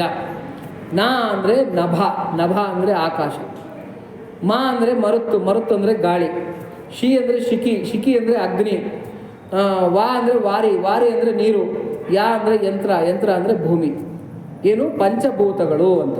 ಈ ಪಂಚಭೂತಾತ್ಮಕನಾಗಿರ್ತಕ್ಕಂಥ ಪರಮೇಶ್ವರ ಈ ಓಂಕಾರ ಸ್ವರೂಪಿ. ಅದಕ್ಕೆ ಓಂ ನಮ ಶಿವಾಯ ಅಂತಕ್ಕಂಥದ್ದು. ಅದನ್ನೇ ಜಾನಪದ ಗೀತೆಯಲ್ಲಿ ಹೇಳ್ತಾರೆ. ಎಂದು ಕೋಳಿ ಕೂಗಿತಕ್ಕ ನಂದನವನಕ, ಬೆಳಗಾಗಿ ಬೆಳ್ಳಿಯ ಚುಕ್ಕಿ ಉದಯದ ಬಳಿಕ, ಕೋಳಿ ಕೂಗಿತಕ್ಕ ನಂದನವನಕ, ಮಂದಾಗವನಿಯರೆದ್ದು ಹೊರಟಾರ ಬೀಸಾಕ, ಓಂ ನಮ ಶಿವ ಎಂದು ಹಾಡ ಹೇಳಾಕ. ಮಂದಾಗವನಿಯರೆದ್ದು ಹೊರಟಾರ ಬೀಸಾಕ, ಓಂ ನಮ ಶಿವ ಎಂದು ಹಾಡು ಹೇಳಾಕ. ಮರಿಬಾರದಂಥ ಶಬ್ದ, ಮರಿಬಾರದಂಥ ಶಬ್ದ ಮೂರು ಲೋಕಾಕ, ಕೋಳಿ ಕೂಗಿತಕ್ಕ ನಂದನವನಕ. ಈ ಜಾನಪದ ಗೀತೆ ಹೇಳ್ತಾ ಇರ್ತಕ್ಕಂಥದ್ದು ಏನು ಅಂದರೆ, ನಾವು ಜನ್ಮದಲ್ಲಿ ಏನು ಬೇಕಾದರೂ ಮರ್ತೋಗ್ಬಾರ್ದು, ಆದರೆ ಮರಿಬಾರ್ದಂಥ ಶಬ್ದ ಯಾವುದು ಅಂತಂದರೆ ಈ ಪಂಚಾಕ್ಷರಿ ಓಂಕಾರ. ಇದನ್ನು ಯಾವುದೇ ಕಾರಣಕ್ಕೂ ಯಾವ ಅವಸ್ಥೆಯಲ್ಲೂ ಮರಿಬಾರ್ದು ಅಂತ. ಇದನ್ನು ಹಾಡೋದೇ ಒಂದು ದೊಡ್ಡ ಪುಣ್ಯ. ಇದಕ್ಕಿಂತ ದೊಡ್ಡ ಮಂತ್ರ, ಇದಕ್ಕಿಂತ ದೊಡ್ಡ ಒಂದು ಜಪ ಧ್ಯಾನ ಬೇರೆ ಯಾವುದೂ ಇಲ್ಲ. ಹಾಗಾಗಿ ಇದನ್ನು ನಾವು ನೋಡಿ ಎಷ್ಟು ಪುಣ್ಯ. ಇವತ್ತು ಶಿವರಾತ್ರಿ ದಿನ ನೀವೆಲ್ಲ ಕೂಡ ಶರಣಾಗತಿ ಮಾಡಿದ್ದೀರಾ, ಪರಮೇಶ್ವರನಿಗೆ ನಮಸ್ಕಾರ ಮಾಡಿದ್ದೀರಾ, ಪಂಚಾಕ್ಷರಿಗಳನ್ನು ಜಪ ಮಾಡಿದ್ದೀರಾ. ಈಗ ಮುಂದಕ್ಕೆ ಪರಮೇಶ್ವರನಿಗೆ ರುದ್ರಾಭಿಷೇಕದ ಒಂದು ಕೈಂಕರ್ಯ ಇದೆ. ಆಮೇಲೆ ಎಲ್ಲರೂ ಕೂಡ ಜಲಾಭಿಷೇಕ ಮಾಡ್ತಕ್ಕಂಥ ಒಂದು ಸದ್ವಿನಿಯೋಗನ ಕಲ್ಪಿಸ್ಕೊಡ್ತಾರೆ ಇಲ್ಲಿ ಹಿರಿಯರು. ಬಿಲ್ವಾರ್ಚನೆಗೆ ಬಿಲ್ವ ಎಲ್ಲ ತಂದಿಟ್ಟಿದ್ದಾರೆ. ಹಾಗಾಗಿ ಅದ್ಭುತವಾಗಿರ್ತಕ್ಕಂಥ ಇವತ್ತು ಶಿವರಾತ್ರಿ, ಮಹಾಶಿವರಾತ್ರಿ, ಈ ದಿವ್ಯವಾಗಿರ್ತಕ್ಕಂಥ ದಿನ, ಈ ಪುಣ್ಯಕರವಾಗಿರ್ತಕ್ಕಂಥ ದಿನ, ಇಲ್ಲೆಲ್ಲ ನಾವು ಸೇರಿದ್ದೀವಿ ಅಂದರೆ ಎಷ್ಟೋ ಪುಣ್ಯ ನಮ್ಮದೆಲ್ಲ ಕೂಡ. ಸುಮ್ಮನೆ ಸೇರಿರ್ತಕ್ಕಂಥವ್ರಲ್ಲ, ನಾವು ಮಹಾಪುಣ್ಯವಂತರು, ಭಾಗ್ಯಶಾಲಿಗಳು. ನಾವೆಲ್ಲ ಇಲ್ಲಿ ಸೇರಿರೋದ್ರಿಂದ ಈ ಒಂದು ಪುಣ್ಯಪ್ರದವಾಗಿರ್ತಕ್ಕಂಥ ಮಹಾಶಿವರಾತ್ರಿ ದಿವಸ ಶಿವನ ಆರಾಧನೆ, ಸ್ಮರಣೆ, ಧ್ಯಾನ ಇವನ್ನೆಲ್ಲ ಮಾಡ್ತಾ ಇವತ್ತು ಕಾಲಕ್ಷೇಪವನ್ನು ಮಾಡಿದ್ರೆ ಎಷ್ಟು ಅನುಕೂಲ ನೋಡಿ. ಕೆಲವ್ರ ಮನೆಯಲ್ಲಿ ಸೀರಿಯಲ್ ಒಂದು ಬರುತ್ತೆ, 10 ಗಂಟೆ 11 ಗಂಟೆಗೆ ಸೀರಿಯಲ್ ಬರುತ್ತೆ. ಅವ್ರು ಹೇಳೋದೇನು ಅಂತಂದರೆ, ಊಟ ಎಷ್ಟೊತ್ತಿಗೆ ಮಾಡ್ತೀರಿ ನೀವು ಅಂತಂದರೆ, ನಾವು ಆ ಸೀರಿಯಲ್ ಮುಗಿಯೋವರೆಗೂ ಊಟ ಮಾಡಲ್ಲ ಸ್ವಾಮಿ ಅಂತ ಹೇಳ್ತಾರೆ. ಅಂದರೆ 11 ಗಂಟೆವರೆಗೂ ಕೂಡ ಊಟ ಮಾಡಿದ್ರೆ ಕಾಯ್ಕೊಂಡಿರ್ತಾರೆ ಸೀರಿಯಲ್ಗೋಸ್ಕರ. ಕಾಡು ಹರಟೆ ಹೊಡಿತಾ ಆಚೆ ಕಡೆ ಎಲ್ಲ ಹೋಗಿರ್ತೀವಿ, ಕಾಡು ಹರಟೆ ಹೊಡಿತಾ 12 ಗಂಟೆ 1 ಗಂಟೆವರೆಗೂ ಕಳೆದು ಬಿಡ್ತೀವಿ. ಆದರೆ ಇವತ್ತು ಮಹಾಶಿವರಾತ್ರಿ ದಿವಸ ಶಿವನ ಸ್ಮರಣೆ ಮಾಡ್ತಾ ನಾವು ಇವತ್ತು ಎಚ್ಚರವಾಗಿರೋದಕ್ಕೆ ತಪ್ಪೇನಿಲ್ಲ. ಅದನ್ನೇನು ಮಾಡಿದ್ದೀವಿ ಅಂದರೆ ಮಹಾಭಾಗ್ಯಶಾಲಿಗಳು ಅಂತ ಹೇಳ್ಬಿಟ್ಟಂತ. ಹಾಗಾಗಿ ಈ ಭಾಗ್ಯನ ನಾವು ಅಪಾರವಾಗಿರ್ತಕ್ಕಂಥ ಭಾಗ್ಯ. ಅಪಾರವಾಗಿರತಕ್ಕಂಥ ಭಾಗ್ಯ. ಈ ಭಾಗ್ಯನ ನಾವು ಪಡ್ಕೋಬೇಕು ಯಾವತ್ತೂ ಕೂಡ. ನೋಡಿ, ಕೆಲವನ್ನ ನಾವು ದುಡ್ಡು ಕೊಟ್ಟು ಪಡ್ಕೋಬೇಕಂತ, ದುಡ್ಡು ಕೊಟ್ಟಾದರೂ ಕಷ್ಟಪಟ್ಟಾದರೂ ಪಡ್ಕೋಬೇಕಂತೆ. ಕೆಲವನ್ನ ದುಡ್ಡು ಕೊಟ್ಟಾದರೂ ಕಷ್ಟಪಟ್ಟಾದರೂ ಬಿಡಿಸ್ಕೋಬೇಕಂತ. ದುಡ್ಡು ಹೋದ್ರೂ ಚಿಂತೆ ಇಲ್ಲ, ಕಷ್ಟಪಟ್ಟರೂ ಚಿಂತೆ ಇಲ್ಲ, ಬಿಡಿಸ್ಕೋಬೇಕಂತ. ಕೆಲವು ದುಡ್ಡು ಕೊಟ್ಟಾದರೂ ಸರಿ, ಕಷ್ಟಪಟ್ಟಾದರೂ ಸರಿ ಪಡ್ಕೋಬೇಕಂತ. ಹಾಗಾಗಿ ನೋಡಿ, ಎಲ್ಲ ಸತ್ಸಂಗ, ಎಲ್ಲ ಸಜ್ಜನರು, ಎಲ್ಲ ಸಾಧು ಪುಂಗವರು, ಭಗವದ್ಭಕ್ತರು ನಾವೆಲ್ಲ ಒಂದು ಕಡೆ ಸೇರಿದ್ದೀವಿ. ಇವತ್ತು ಮಹಾಶಿವರಾತ್ರಿ ದಿನ ಸೇರಿದ್ದೀವಿ. ಎಲ್ಲರೂ ಕೂಡ ಪರಮೇಶ್ವರನನ್ನು ಆರಾಧನೆ ಮಾಡಿ ನೋಡಿ. ಗಣಪತಿ ಮೂರ್ತಿನೂ ಇದೆ, ಪರಮೇಶ್ವರನ ಮೂರ್ತಿ ಇಟ್ಟಿದ್ದಾರೆ. ಅದ್ಭುತವಾಗಿರತಕ್ಕಂಥ ಕೈಂಕರ್ಯ ಇವಾಗ ನೆಕ್ಸ್ಟ್ ನಡೆಯುತ್ತೆ. ಎಲ್ಲರೂ ಕೂಡ ಶ್ರದ್ಧಾಭಕ್ತಿಗಳಿಂದ ಇವತ್ತು ಆ ಒಂದು ಕೈಂಕರ್ಯದಲ್ಲಿ ಭಾಗವಹಿಸಿ ಎಲ್ಲರೂ ಕೂಡ ಜಲಾಭಿಷೇಕ ಮಾಡಿ ಅದ್ಭುತವಾಗಿರತಕ್ಕಂಥ ಪರಮೇಶ್ವರನ ಕೃಪೆಯನ್ನು ಪಡ್ಕೊಳೋದಕ್ಕೆ ನಾವು ಪ್ರಯತ್ನ ಪಡಬೇಕು ಅಂತ ಹೇಳ್ಬಿಟ್ಟು ಅಂತ. ಆಮೇಲೆ ಇನ್ನೊಂದೇನು ಅಂತಂದರೆ, ಪರಮೇಶ್ವರನನ್ನು ಒಲಿಸ್ಕೊಳೋದಕ್ಕೆ ಅದ್ಭುತವಾಗಿರತಕ್ಕಂಥ ಇನ್ನೊಂದು ಮಾರ್ಗ ಏನು ಅಂತಂದರೆ, ಪರಮೇಶ್ವರನಿಗೆ ದೀಪಾರಾಧನೆ ತುಂಬ ಇಷ್ಟ. ಅದಕ್ಕೆ ನೋಡಿ, ನಾವು ಕಾರ್ತೀಕ ಮಾಸದಲ್ಲಿ ಎಲ್ಲ ಏನು ಮಾಡ್ತೀವಿ? ದೀಪಾರಾಧನೆ ಮಾಡ್ತೀವಿ. ಪರಮೇಶ್ವರನ ಮುಂದ್ಗಡೆ ದೀಪಗಳನ್ನು ಆರಾಧನೆ ಮಾಡ್ತೀವಿ. ಬಹಳ ಇಷ್ಟವಾಗಿರ್ತಕ್ಕಂಥದ್ದು ಪರಮೇಶ್ವರನಿಗೆ ಇನ್ನೊಂದು ಕೈಂಕರ್ಯ ಏನು ಅಂದರೆ ದೀಪಾರಾಧನೆ ಅಂತಕ್ಕಂಥದ್ದು. ಈ ದೀಪಾರಾಧನೆಯ ಫಲ ಏನು ಅಂತಂದರೆ, ಯಾರು ಪರಮೇಶ್ವರನ ಮುಂದೆ ದೀಪ ಬೆಳಗ್ತಾರೆ ಅವ್ರಿಗೆಲ್ಲ ಕೂಡ ಅಷ್ಟೈಶ್ವರ್ಯಗಳು ಪ್ರಾಪ್ತಿಯಾಗುತ್ತೆ ಅಂತ. ಅದಕ್ಕೊಂದು ಉದಾಹರಣೆ ಏನು ಅಂದರೆ ಕುಬೇರನ ಕತೆ ಎಲ್ಲ ಕೇಳಿದರೆ ಇನ್ನೊಂದ್ಸಲಿ ಹೇಳ್ಬಿಡ್ತೀನಿ. ಯಾಕಂದರೆ ದೀಪಾರಾಧನೆ ಮಹತ್ವ ಏನು ಶಿವಲಿಂಗದ ಮುಂದೆ ಅನ್ನೋದಕ್ಕೆ ಹೇಳ್ತೀನಿ. ಗುಣನಿಧಿ ಅಂತಕ್ಕಂಥ ಅವನು ಒಬ್ಬ ದರೋಡೆಕೋರ. ಅಂದರೆ ದರೋಡೆಕೋರ ಅಂದರೆ ಒಬ್ಬ ಕಳ್ಳ, ಸಾಮಾನ್ಯವಾಗಿರ್ತಕ್ಕಂಥ ಒಬ್ಬ ಕಳ್ಳ. ಅವನೇನು ಅಂದರೆ ಗುಣನಿಧಿ ಅಂತ ಆತನ ಹೆಸರು. ಆತ ಏನು ಮಾಡ್ತಾನೆ, ಆತನ ವೃತ್ತಿನೇ ಕಳ್ತನ. ಅಲ್ಲಿ ಇಲ್ಲಿ ಹೋಗೋದು, ಕಳ್ತನ ಮಾಡೋದು, ಏನೋ ಅದರಲ್ಲಿ ತಂದಿರತಕ್ಕಂಥ ವಸ್ತುಗಳಲ್ಲಿ ಹೆಂಡತಿ ಮಕ್ಕಳನ್ನ ಪೋಷಣೆ ಮಾಡ್ತಕ್ಕಂಥದ್ದು ಆತನ ಕೆಲಸ ಆಗಿದೆ. ಹೀಗೆ ಇರಬೇಕಾಗಿದ್ದರೆ ಒಂದ್ಸಲಿ ಕಳ್ತನಕ್ಕೆ ಅಂತ ಬರ್ತಾನೆ. ಆವತ್ತು ಏನಾಗಿರುತ್ತೆ ಅಂತಂದರೆ ಕಾರ್ತೀಕ ಶುಕ್ಲ ಹುಣ್ಣಿಮೆ. ಏನವತ್ತು? ಕಾರ್ತೀಕ ಶುಕ್ಲ ಹುಣ್ಣಿಮೆ. ಕಾರ್ತೀಕ ಶುಕ್ಲ ಹುಣ್ಣಿಮೆ ದಿವಸ ಕಳ್ತನಕ್ಕೆ ಅಂತ ಬರ್ತಾನೆ. ಎಲ್ಲ ಕಡೆ ಜನಗಳೇನು ಅಂದರೆ ಪೂಜೆ ಪುನಸ್ಕಾರ, ಶಿವನ ಆರಾಧನೆ ಇದರಲ್ಲೇ ಇದ್ದಾರೆ. ಯಾರಿಗೂ ಕೂಡ ಆ ಅವಕಾಶ ಅಂತಕ್ಕಂಥದ್ದರೆ ಈ ಕಳ್ತನ ಮಾಡೋದಕ್ಕೆ ಈ ಕಳ್ಳನಿಗೆ ಅವಕಾಶ ಅಂತಕ್ಕಂಥದ್ದು ಸಿಕ್ಕಲಿಲ್ಲ. ಯಾರಿಗೆ? ಗುಣನಿಧಿ. ಅವನೇನು ಮಾಡ್ತಾನೆ, ಎಲ್ಲರೂ ಹೊರಟೋಗೋವರೆಗೂ ಇರೋಣ ಅಂತ ಹೇಳ್ಬಿಟ್ಟು ಸ್ವಲ್ಪ ಹೊತ್ತು ವೆಯ್ಟ್ ಮಾಡಿ, ಎಲ್ಲ ಜನಗಳ ಸಂಚಾರ ಎಲ್ಲ ನಿಂತ ಮೇಲೆ, ಅವಾಗೆಲ್ಲ ಲೈಟ್ ಇಲ್ಲ, ಸ್ಟ್ರೀಟ್ ಲೈಟ್ಗಳಿಲ್ಲ, ಏನೂ ಇಲ್ಲ. ಅವಾಗೆಲ್ಲ ದೀಪಾರಾಧನೆ ಎಲ್ಲ 7:30 8 ಗಂಟೆ ಆಯಿತು ಅಂದರೆ ಅವಾಗ ಅರ್ಧ ರಾತ್ರಿ ಇದ್ದಂಗೆ ಎಲ್ಲರೂ ಮನೆಗಳಿಗೆ ಹೊರಟೋಗ್ತಾರೆ. ಎಲ್ಲ ಹೊರಟೋಗಿದ್ದಾದ್ಮೇಲೆ ಹಂಗೂ ಹಿಂಗೂ ದೇವಸ್ಥಾನದೊಳಗಡೆ ನುಗ್ಗುತ್ತಾನೆ. ಶಿವಾಲಯ ಅದು, ಶಿವಾಲಯದೊಳಗೆ ನುಗ್ಗುಬಿಟ್ಟು ಏನನ್ನ ಸಿಗುತ್ತಾ ಅಂತ ಪ್ರಯತ್ನ ಪಡ್ತಾನೆ. ಹತ್ತಿರ್ತಕ್ಕಂಥ ದೀಪಗಳೆಲ್ಲ ಏನಾಗುತ್ತೆ, ಆವಾಗ ತಾನೇ ಎಲ್ಲ ಕೂಡ ಶಾಂತವಾಗ್ತಾ ಇರುತ್ತೆ. ಪುಕ ಅಂತಂದು ಎಲ್ಲ ಶಾಂತ ಆಗ್ತಾ ಇರುತ್ತೆ. ಕಡೆಗಲ್ಲಿ ಬರ್ತಾನೆ, ಇದು ಸಿಗೋದಿಲ್ಲ, ಏನು ಆ ಬೆಳಕು ಸಿಗೋದಿಲ್ಲ, ಒಳಗಡೆ ಏನಿದೆ ಗೊತ್ತಾಗೋದಿಲ್ಲ, ಎಲ್ಲಿ ಏನಿದೆ ಅನ್ನೋದು ಗೊತ್ತಾಗೋದಿಲ್ಲ. ಕಡೆಗೆ ಗುಣನಿಧಿಗೆ ಏನಾಗುತ್ತೆ, ಎಲ್ಲ ತಡ್ಕಾಡ್ತಾನೆ, ಏನೂ ಸಿಗೋದಿಲ್ಲ. ತಡ್ಕಾಡ್ತಾ ನಿಧಾನಕ್ಕೆ ಮುಂದೆ ಬಂದರೆ ಅಲ್ಲೊಂದು ತುಪ್ಪದ ಬಟ್ಲು ಕಾಣುತ್ತೆ. ತುಪ್ಪ ಇರುತ್ತೆ ಬಟ್ಲು ತುಂಬ. ಈ ಥರದ ಚಕಮುಖಿ ಇರುತ್ತೆ, ಅಂದರೆ ಹಿಂಗೆ ಹಚ್ಚೋದಕ್ಕೆ ಚಕಮುಖಿ ಇರುತ್ತೆ. ಚಕಮುಖಿ ಇದೆ, ತುಪ್ಪ ಇದೆ, ಹಚ್ಚೋದಕ್ಕೆ ಇನ್ನೇನನ್ನ ಒಂದು ದೀಪಕ್ಕೆ ಏನನ್ನ ಸಿಕ್ಕಿದ್ರೆ ತುಂಬ ಚೆನ್ನಾಗಿರುತ್ತೆ ಅಂತ ಏನು ಮಾಡ್ತಾನೆ, ಆತನ ಮೈ ಮೇಲೆ ಒಂದು ಚೌಕ ಇರುತ್ತೆ, ಅಂದರೆ ಒಂದು ಮೇಲ್ವಸ್ತ್ರ ಇರುತ್ತೆ. ಆ ಮೇಲ್ವಸ್ತ್ರ ಅಂತ ತೆಗೆದು ಒಂದು ಕಟ್ಟಿಗೆಗೆ ಸುತ್ತಾನೆ. ಕಟ್ಟಿಗೆಗೆ ಸುತ್ತಬಿಟ್ಟು ಆ ತುಪ್ಪದ ಬಟ್ಲಲ್ಲಿ ಅದ್ದುಬಿಟ್ಟು ಅದನ್ನೇನು ಮಾಡ್ತಾನೆ, ಚಕಮುಖಿನಲ್ಲಿ ಹಚ್ಕೊಂಡು ಪಂಜಿ ಥರ ಮಾಡಿಕೊಂಡು ಇಡೀ ದೇವಸ್ಥಾನ ಓಡಾಡ್ತಾನೆ. ಎಲ್ಲನ ದುಡ್ಡು ಇದೆಯಾ, ಬಂಗಾರ ಇದೆಯಾ, ಬೆಳ್ಳಿ ಇದೆಯಾ, ಇಲ್ಲ ಇನ್ನೇನ ಆಹಾರ ಪದಾರ್ಥಗಳಿದೆಯಾ ನಾನು ಕದ್ಕೊಂಡು ಹೋಗೋದಕ್ಕೆ ಅಂತ ನೋಡ್ತಾನೆ. ಎಲ್ಲಿ ಹುಡ್ಕಾಡಿದ್ರು ಏನೂ ಸಿಗೋದಿಲ್ಲ ಆ ದೇವಸ್ಥಾನದಲ್ಲಿ. ಕಡೆಗೆಲ್ಲ ಹುಡ್ಕಾಡ್ತಾ ಗರ್ಭಗುಡಿ ಒಳಗಡೆಗೆ ಬರ್ತಾನೆ. ಗರ್ಭಗುಡಿ ಒಳಗಡೆ ಬಂದು ಸುಮ್ಮನೆ ಇರಬೇಕು ತಾನೆ, ಆ ಶಿವನ ಮುಂದೆ ಅದನ್ನು ಹಿಡಿತಾನೆ.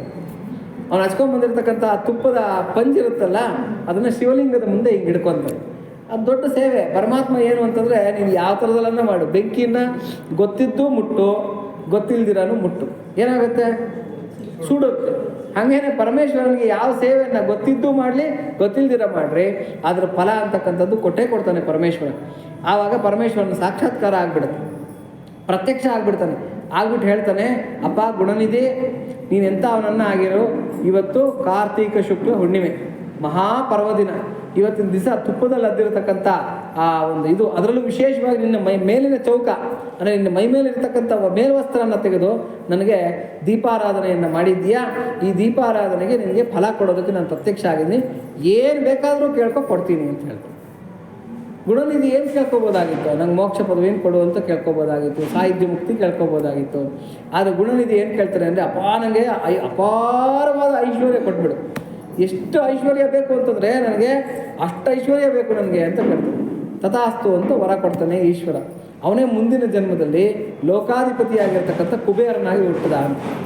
ಉತ್ತರ ದಿಕ್ಪಾಲಕ ಇವತ್ತಿಗೂ ಕೂಡ ಐಶ್ವರ್ಯಾಧಿಪತಿ. ಅಷ್ಟು ಐಶ್ವರ್ಯ ಅವ್ನಿಗೆ ಎಲ್ಲಿಂದ ಸಿಕ್ತೋ ಅವ್ನು ಮಾಡಿದ ಒಂದೇ ಒಂದು ತಪ್ಪಿನಿಂದ. ಅಂದರೆ ಏನು ಬಂಗಾರನ ಬೆಳ್ಳಿನ ಸಿಗುತ್ತೆ ಅಂತಕ್ಕಂಥ ಒಂದು ಇದರಲ್ಲಿ ಭಗವಂತನ ಮುಂದೆ ದೀಪಾರಾಧನೆ ಮಾಡಿದ್ರಿಂದ. ಹಾಗಾಗಿ ಪರಮೇಶ್ವರನ ಮುಂದೆ ದೀಪಾರಾಧನೆ ಮಾಡ್ತಕ್ಕಂಥದ್ದು, ಜಲ ಅಭಿಷೇಕ ಮಾಡ್ತಕ್ಕಂಥದ್ದು, ಪೂಜೆ ಮಾಡ್ತಕ್ಕಂಥದ್ದು, ಬಿಲ್ವಾಷ್ಟೋತ್ರ ಹೇಳ್ಕೊಂಡು ಪೂಜೆ ಮಾಡ್ತಕ್ಕಂಥದ್ದು, ಭಕ್ತಿಯಿಂದ ಸ್ಮರಣೆ ಮಾಡ್ತಕ್ಕಂಥದ್ದು, ಧ್ಯಾನ ಮಾಡ್ತಕ್ಕಂಥದ್ದು ಇವೆಲ್ಲ ಕೂಡ ವಿಶೇಷವಾಗಿರ್ತಕ್ಕಂಥ ಫಲಗಳನ್ನು ಕೊಡುತ್ತೆ. ಮಾಮೂಲಿ ದಿನಗಳಲ್ಲೇ ವಿಶೇಷವಾಗಿರ್ತಕ್ಕಂಥ ಫಲ ಕೊಡುತ್ತೆ ಅಂದರೆ ಮಹಾಶಿವರಾತ್ರಿ ದಿನ ಇನ್ನಷ್ಟು ಹೆಚ್ಚಿನ ಫಲವನ್ನು ಕೊಡುತ್ತೆ. ಹಾಗಾಗಿ ಇವತ್ತು ಮಹಾಶಿವರಾತ್ರಿ ದಿನ ನಾವು ಯಾರು ಕೂಡ ಆ ಸಮಯವನ್ನು ವ್ಯರ್ಥ ಮಾಡ್ಕೊಂಡಿರ ನಾವು ಪರಮಾತ್ಮನನ್ನು ಆರಾಧನೆ ಮಾಡ್ತಕ್ಕಂಥದ್ದು ಅಪಾರವಾಗಿರ್ತಕ್ಕಂಥ ಪುಣ್ಯಪ್ರದ. ಆಮೇಲೆ ಮಾರ್ಕಂಡೇಯನಿಗೆ ಇದು ಕೊಟ್ಟವನು ಯಾರು? ಆಯುಷ್ಯ ಆರೋಗ್ಯ ಎಲ್ಲ ಕೊಟ್ಟವನು ಪರಮೇಶ್ವರನು. 16 ವರ್ಷಕ್ಕೆ ತೀರ್ಕೋಬೇಕಾಗಿರ್ತಕ್ಕಂಥ ಮಾರ್ಕಂಡೇಯನಿಗೆ 3 ಕಲ್ಪ ಆಯಸ್ಸನ್ನು ಕೊಟ್ಬಿಡ್ತಾನೆ ಪರಮೇಶ್ವರ. ಹಾಗಾಗಿ ನಮಗೇನು ಇಚ್ಛೆ ಇದೆಯೋ, ಯಾವ ಒಂದು ಕಾಮನೆಗಳಿದೆಯೋ ಅದನ್ನೆಲ್ಲ ಪೂರ್ಣ ಮಾಡ್ತಾನೆ. ಕೇಳದೇ ಇದ್ದರೂ ಕೂಡ ನಮಗೆ ಸಿಗಬೇಕಾಗಿರ್ತಕ್ಕಂಥ ಬೆನಿಫಿಟ್ಗಳನ್ನು ಕೊಟ್ಟೇ ಕೊಡ್ತಾನೆ ಪರಮೇಶ್ವರ. ಆಶುತೋಷ, ಬೋಲಾಶಂಕರ, ಆಮೇಲೆ ದೇವಾದಿದೇವ ಪರಮೇಶ್ವರ, ಆಮೇಲೆ ಮುಕುಂದ ಪ್ರಿಯ ಪರಮಾತ್ಮ ಮಹಾವಿಷ್ಣು ಒಲಿಬೇಕಂದ್ರೆ ಈ ಶಿವನನ್ನು ಆರಾಧನೆ ಮಾಡಿದ್ರೆ ಅಪಾರವಾಗಿರ್ತಕ್ಕಂಥ ಒಂದು ಹರಿಯ ಕರುಣೆ ಅಂತಕ್ಕಂಥದ್ದು ಕೂಡ ಸಿಗುತ್ತೆ. ಹಾಗಾಗಿ ಶಿವಕೇಶವರಿಗೆ ಭೇದ ಇಲ್ಲ. ಇವತ್ತೆಲ್ಲರೂ ಕೂಡ ಆರಾಧನೆ ಮಾಡಿ ಇವತ್ತಿನ ಜನ್ಮನ, ಇವತ್ತಿನ ದಿನನ ಸಾರ್ಥಕ ಮಾಡ್ಕೊಳ್ಳೋಣ ಅಂತ ಹೇಳ್ತಾ, ಸಮಯ ಅಭಾವ ಇದೆ ಅಂತ ಕಾಣುತ್ತೆ, ಮುಗಿಸ್ತಾ ಇದ್ದೀನಿ. ಹೇಳ್ತಾ ಇವತ್ತಿನ ಪ್ರವಚನವನ್ನು ಮುಗಿಸೋಣ. ಎಲ್ಲರೂ ಜೋರಾಗಿ ಹೇಳೋಣ. ಪ್ರಿಯತಾಂ ಪುಂಡರೀಕಾಕ್ಷಃ ಸರ್ವಯಜ್ಞೇಶ್ವರೋ ಹರಿಃ ತಸ್ಮಿನ್ ತುಷ್ಟೇ ಜಗತ್ತುಷ್ಟಂ